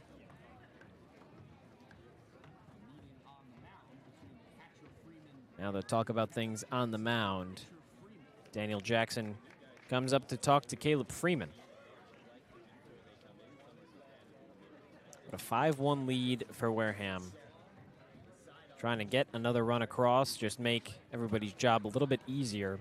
Daniel Powell went the 3 innings, gave up just the 1 run. No hits allowed. First pitch to McHugh. Fastball that misses upstairs. 1-0. Hugh's had a pretty nice night. He is swinging a hot bat lately. 6-game hit streak for the first baseman. Came in with hits in 9 of his last 17 at-bats. Breaking ball misses inside. 2 balls, no strikes. The confidence was there from Ryan Smythe, even with some struggles, was hitting under 200. Left him in the heart of this order. You're seeing why. The power, 5 homers to lead the team. He can go the other way. Such a complete hitter all around. Yeah, he was under 200 a couple weeks ago. Now he's up to 265. Takes a fastball right at the belt. It's 2-1. Came in during that 5-game hit streak, 9 of his last 17. Now tonight he's 1 for 3. So what's that, 10 of 20? 10 of 20? It's quick math. That'll raise that average up there, that's for sure. OPS is over 900. Yeah, 914. 2-1 pitch. Down the middle, 2-2 with a fastball at 87. So Freeman not throwing very hard velocity-wise, but that awkward arm angle could be pretty difficult for the 2 righties and a lefty due up for the Gatemen here in the 9th. McHugh, McDonald, Cruson. 2-2 in the air, shallow infield. And now stepping back onto the infield grass is Trace Mazin, the second baseman. He makes the catch for out number 1. McHugh just getting under that, dropping his back shoulder, pitch outer part of the plate. Easy out number 1. But I tell you what, I give this Gateman team a lot of credit. Big game tonight. Keep it rolling, but with the SportsCenter night in Chatham, ESPN folks here, there was an extra set of attention. Even more people were at Veterans Field. With those extra eyeballs, the Gatemen have played their butts off. First pitch to McDonald, rings in and hits him on that left shoulder, so he's off quickly to first base. And a 1-out hit by pitch has a runner on for Caleb Freeman. 1 away in the 9th. Yeah, 50 states in 50 days. A live SportsCenter here. Kevin Nagandi was back in the studio. Molly McGrath on site here from Veterans Field. She got to do a bunch of fun stuff. Go out, get some food from the bar, get to experience this. She went up to the booth, got to talk to some of the Chatham broadcasters as well, which was pretty cool. Obviously, wish that we could have done that, but Would have been pretty hard to have her on for radio purposes. Cruson flares one into shallow center field. It drops just beyond that infield dirt. Freeman fields it and tosses it back into the infield. But a one-out single puts 2 on and 1 away in the 9th. Nice hit from Cruson, kind of fenced that off. Yeah, just in on the hands, got just enough of it to put into no man's land. He's on base for the second time, his first hit of the night. And, listen, with ESPN being here, SportsCenter, it didn't really affect the Gatemen players at all. It wasn't like, that was kind of in their face and everything, and they had to do all these interviews. But they are certainly aware of it. There'd been a lot of press and attention surrounding this event for weeks in advance, so they know in the back of their minds that some extra cameras, a lot of people are going to be watching this game, but they haven't let that pressure affect them at all. Same game, a little bit different of a story. First pitch to Shea misses upstairs, 1-0. And that was something that Ryan Smythe talked about after the contest yesterday against YD. He said, when these guys are at college, they play on ESPN all the time. I mean, just about everybody from a big-name school, Randall, Ole Miss, Turner, Michigan, McHugh, NC State, Kid McDonald, Florida. Van Sheyen slicing one foul out of play down that right field line. At USC Upstate, probably not a whole lot of games on ESPN, but the newest Miami Hurricane definitely going to get a lot more action on the linear network. Worldwide leader in sports. It's a really good point. And listen, these guys, when you're at the top of your craft in a sport, you're going to get a lot of media attention. Might as well get used to it now. 1-1 pitch in the air, shallow infield. Mazin underneath it, doesn't even retreat onto the outfield grass. Out number 2. Another pitch in on the hands of a Gateman batter. This time, Shane just not able to fight it off quite enough into center field like Cruson did. Produces the pop out, got underneath of it. So an opportunity for Yost to at least get that run back and really put this game in a comfortable spot headed into the bottom of the 9th.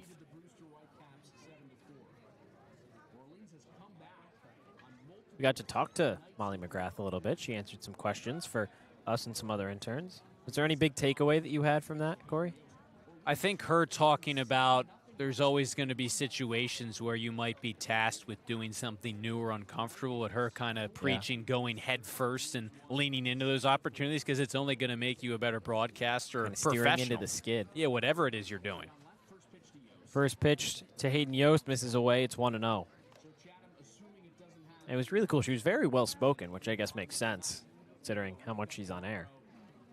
Sideline reporter for ESPN, but started as a production assistant for SportsCenter. Left for the Celtics. 1-0 pitch. Misses away. 2-0. Celtics and then FS1. Then made her way back to ESPN.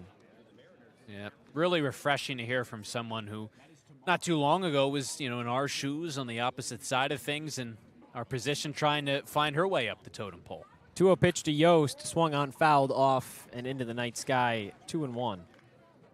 And now our producer, Chuck Luarasi, gave it a pump fake, and then he didn't realize where the ball was. Gets beat out by a couple of Chatham residents to field that foul ball. You were so close. You were so close, Chuck. There have been a couple times this season. You said that you're going to get one. You got to be on your feet. It's because he's wearing his chinos today. Harder to run in. 2-1, misses away. 3 balls and a strike on Yost. That's how I feel whenever I wear my other Nike sneakers that are all really beat up. It's anytime I ever have to run, it usually doesn't go very well for me. Yeah, I've seen those. They're in rough shape, but Yeah, you make it work, though. Yeah, my parents just keep telling me to trash them. 3-1, fastball misses upstairs, and a 5-pitch walk for Hayden Yost. Bases loaded. 2 outs here in the 9th. Yeah, I keep trying to tell my parents, well, they're so comfortable. They're like, probably because half of the shoe is either ripped or... I've been there, too, though. I mean, you had them for a long time. I've had those for 2 years. Yeah, if they're functioning. I got them going into sophomore year, and we're about to go into senior year. They're not meant to look like, these black tie formal shoes, but you wear them because they're functional, and why not? And they're comfortable. Yeah. Just because they're ripped. Rogers takes a first pitch fastball right at the belt. It's 0-1. What a chance for him to, I know he's had a walk, still trying to get going, just one Gateman hit in his first at-bat. How about a Nothing grand since then. slam? Well, yeah. That'd be nice. I mean, I think his anything. only hit this summer for the Gatemen has been a home run. Yeah. why not add to it? I think anything here could really get him going. 0-1 pitch, misses away. A ball and a strike on Rogers. He's 0 for 3 with a walk, 2 strikeouts for the righty catcher. He hit a $167 for Brewster this summer, and then the Whitecaps released him. Gatemen picked him up in a bit of a catcher deficit situation. 1-1 misses inside. Rogers backs up, 2-1.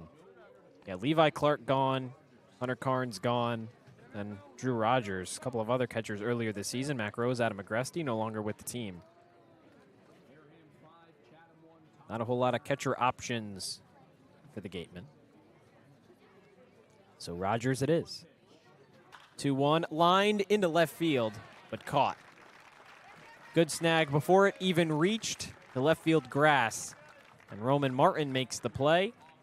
Gatemen leave the bases loaded, but Chatham down to the final 3 outs. It's a 5-1 Wareham advantage as the Anglers come up to bat for potentially the final time on Cape League TV. Being a good personal injury attorney is very difficult. If you or a family member has been involved in an accident, hurt at work, suffered a slip and fall, or have been injured due to negligence of someone else, contact the lawyers at Reedy, Kiernan, and McNally, LLP today. They are experienced trial attorneys who practice in all of the courts in the Commonwealth. The firm has been recognized by Best Lawyers in America for outstanding legal representation. Contact Reedy, Kiernan, and McNally, LLP today. The firm is located at 267 Main Street in Wareham. Reedy, Kiernan, and McNally LLP also has offices in New Bedford and Falmouth. Call 508-295-0286 or visit their website www.rkm-law.com. Sync Law. Live, life, law. Covering all residential and commercial real estate matters. You live life to the fullest and let us Sync Law. That's synclaw.com. Sync with an I, not a Y. Be selfish. We represent only you. There hasn't been a ton of training when it comes to bat speed or products for players to be able to train bat speed.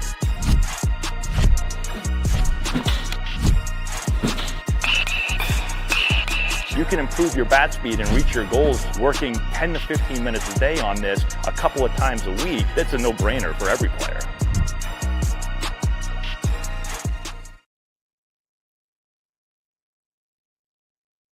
Gatemen need just 3 more outs here in the 9th. Daniel Powell goes 3 innings, 1 run rather, does not allow a hit, and now gives way to the righty Tony Pluta, somebody that is coming in new for the Gatemen this summer, but a familiar face for Wareham fans, coaches, and teammates. Yeah, what an ace to have up your sleeve, kind of this late summer season edition. You needed some extra arms back into the bullpen, and what a guy to have in Tony Pluta. Was an all-star last summer with the team, 11 games out of the bullpen, 2.33 ERA, 2 holds, 19 and a third innings pitched, 14 strikeouts, 6 walks. He was so fantastic last season. And these pressured spots, it's kind of worked out perfectly. Not a save situation up by 4, but and still somewhat of a close game. This is the guy who went on the mound, had a great past few seasons for Arizona, all out of the bullpen. Yeah, he won reliever of the year. Yeah, this 14 past season. saves this past spring, a 1.46 ERA. That's pretty good. Well, hopefully that translates over for the Gatemen in the 9th. 5-1 advantage. First pitch, fastball right down the middle. That's Roman Martin, made the final out of the top of the 9th and now leads off the home half with a strike. He's 0 for 2 with a walk.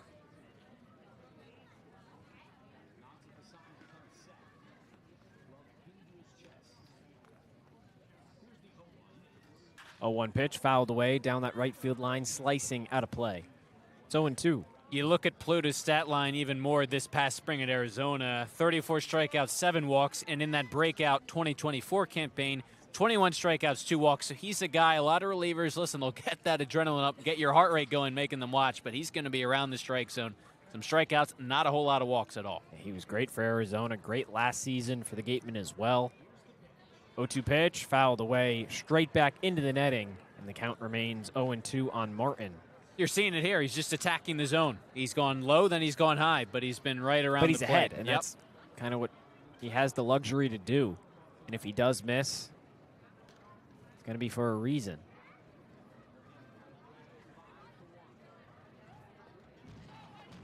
Pluta set in an 0-2 count on Roman Martin. Ashton Larson waits on deck. Here's the pitch. Breaking ball misses away at 78. It's 1-2. Pluta at Arizona, originally from Illinois, just outside of Chicago, studying aerospace engineering. That's not usually what you hear out of a baseball player. No. For anyone in general, that's just stuff. That's a lot. 1-2 pitch, fouled away, out of play, just behind home plate. What do you think that entails, studying aerospace engineering? Like, does he want to be an astronaut, or does he want to like build like rockets and spaceships and stuff? I would think the latter, but I guess you could do either. I mean, I'm sure it involves a lot of complicated numbers and formulas that I'm sure I could not even begin to fathom. I hated calculus, so that was the end of my math career. That's why I'm here on the microphone. 1-2, back to Pluta. Gloves it, and an underhand toss as he swiftly jogs to first. One away. Go, Gatemen! Some emphatic fans still remain at the ballpark for Wareham. The right fielder from the University of Texas, number 44, Ashton Larson. I can see you're looking it up, Cory. You're trying I to figure out what aerospace engineering. What do you got for me? Example thesis. Launch vibration automation for in-space assembly cargo. Yeah, I couldn't tell you. First pitch for Pluta. Fastball misses upstairs. A new method for estimating the physical characteristics of Martian dust devils or development of a deployable. I'm not even going to read these next few words. That doesn't sound like English to me, Cory. Well, I know baseball. Yeah. Oh, man. He's smart. That's just all we got to say. He's a smart guy. He's good in the classroom and on the field. I think that covers it. 1-0 at the knees, 1-1.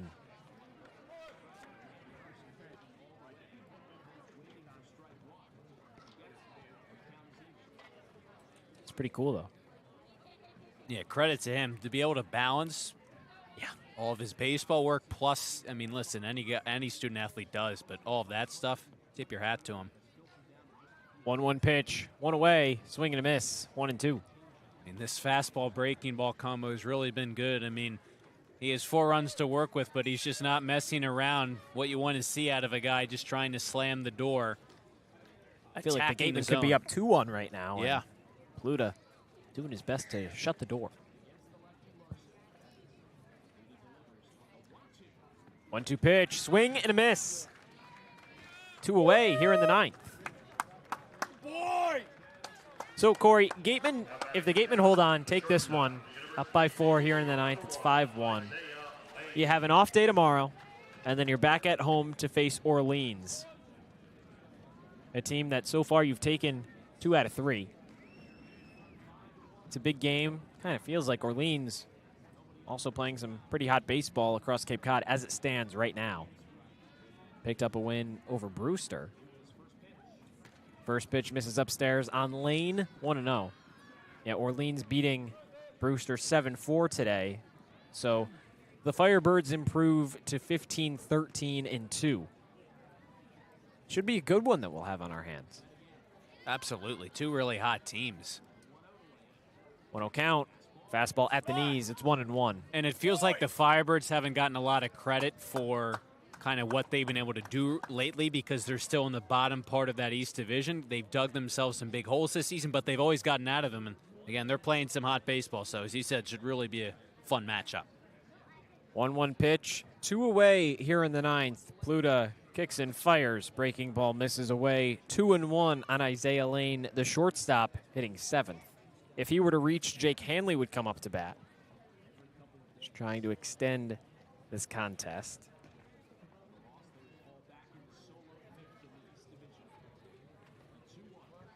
2-1, fastball at the top corner of the zone, and Chatham down to the final strike of the night. Check that Jake Hanley will get pinch hit for Carmelo Musakia. If it were to reach that point, Pluta trying to avoid that. Pluta's 2-2, misses away, and a payoff coming up.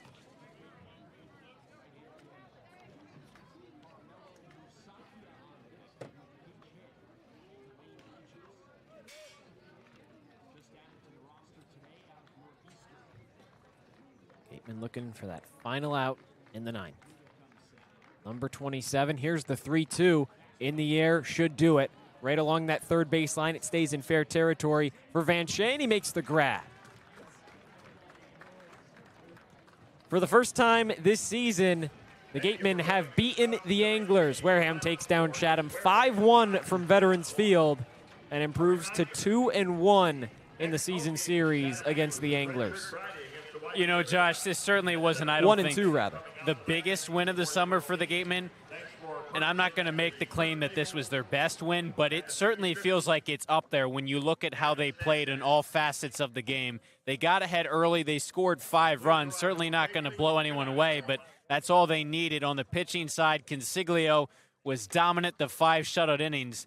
And then the guys who replaced him after, starting with Daniel Powell, and then Tony Pluta making his debut, they were great. All of these guys combined to just give up 1 run. It was not earned. He only had the 1 error, and it was Powell on the mound, that throw into center field on the pickoff attempt. I mean, all 3 facets of this game. You allowed just 2 hits if you're the Gatemen. Wire to wire, offense, defense, pitching. It was all there for the Gatemen. A great win. Yeah, don't know if it was their best win, but you could certainly make the argument it was their most dominant win. Just the 2 hits allowed, 1 run unearned, like you said. I mean, really from start to finish, Wareham took control and never let go. They really never did. From the very get-go, they didn't need a whole lot of runs, and they scored what they needed. They still got 9 hits, too, and some situations where they could have added more, and we talked about it. There were plenty of lights and eyes on them with SportsCenter night in Chatham. MLB alum Al Leiter was here at the game. We got a picture with him. I mean, how cool was that? So there were plenty of people in attendance here tonight, as there typically are here at Veterans Field in Chatham, and certainly a game that had a lot of hype and billing leading up to it, because despite the fact that Chatham's in the bottom of the East, they have not played like a last-place team lately, both in terms of pitching and hitting. So as you said, for the Gatemen to control this game from the get-go, it's just business as usual lately. Now 11-13 they've won, but just a sign that they're not letting their foot off the gas. Yeah, it's 2 straight out of the All-Star break. Now the Gatemen with a day off tomorrow, 16-14, the Wareham record. Off day tomorrow, back in action on Thursday against Orleans. Firebirds picked up a win over Brewster today, so another team that's trending upwards in the standings across Cape Cod. That'll be a first pitch at 6 o'clock. You can catch Cory and I for all of that action starting then from Spillane Field. But for now, that does it for tonight's broadcast. For Cory Miller, our sideline reporter, Rayna Maggelet, our producer, Abby Smith, and our wonderful Chuck Luarasi, who had the night off, but another fellow producer as well, I'm Josh Richardson, signing off from Veterans Field. Gatemen take this one 5-1.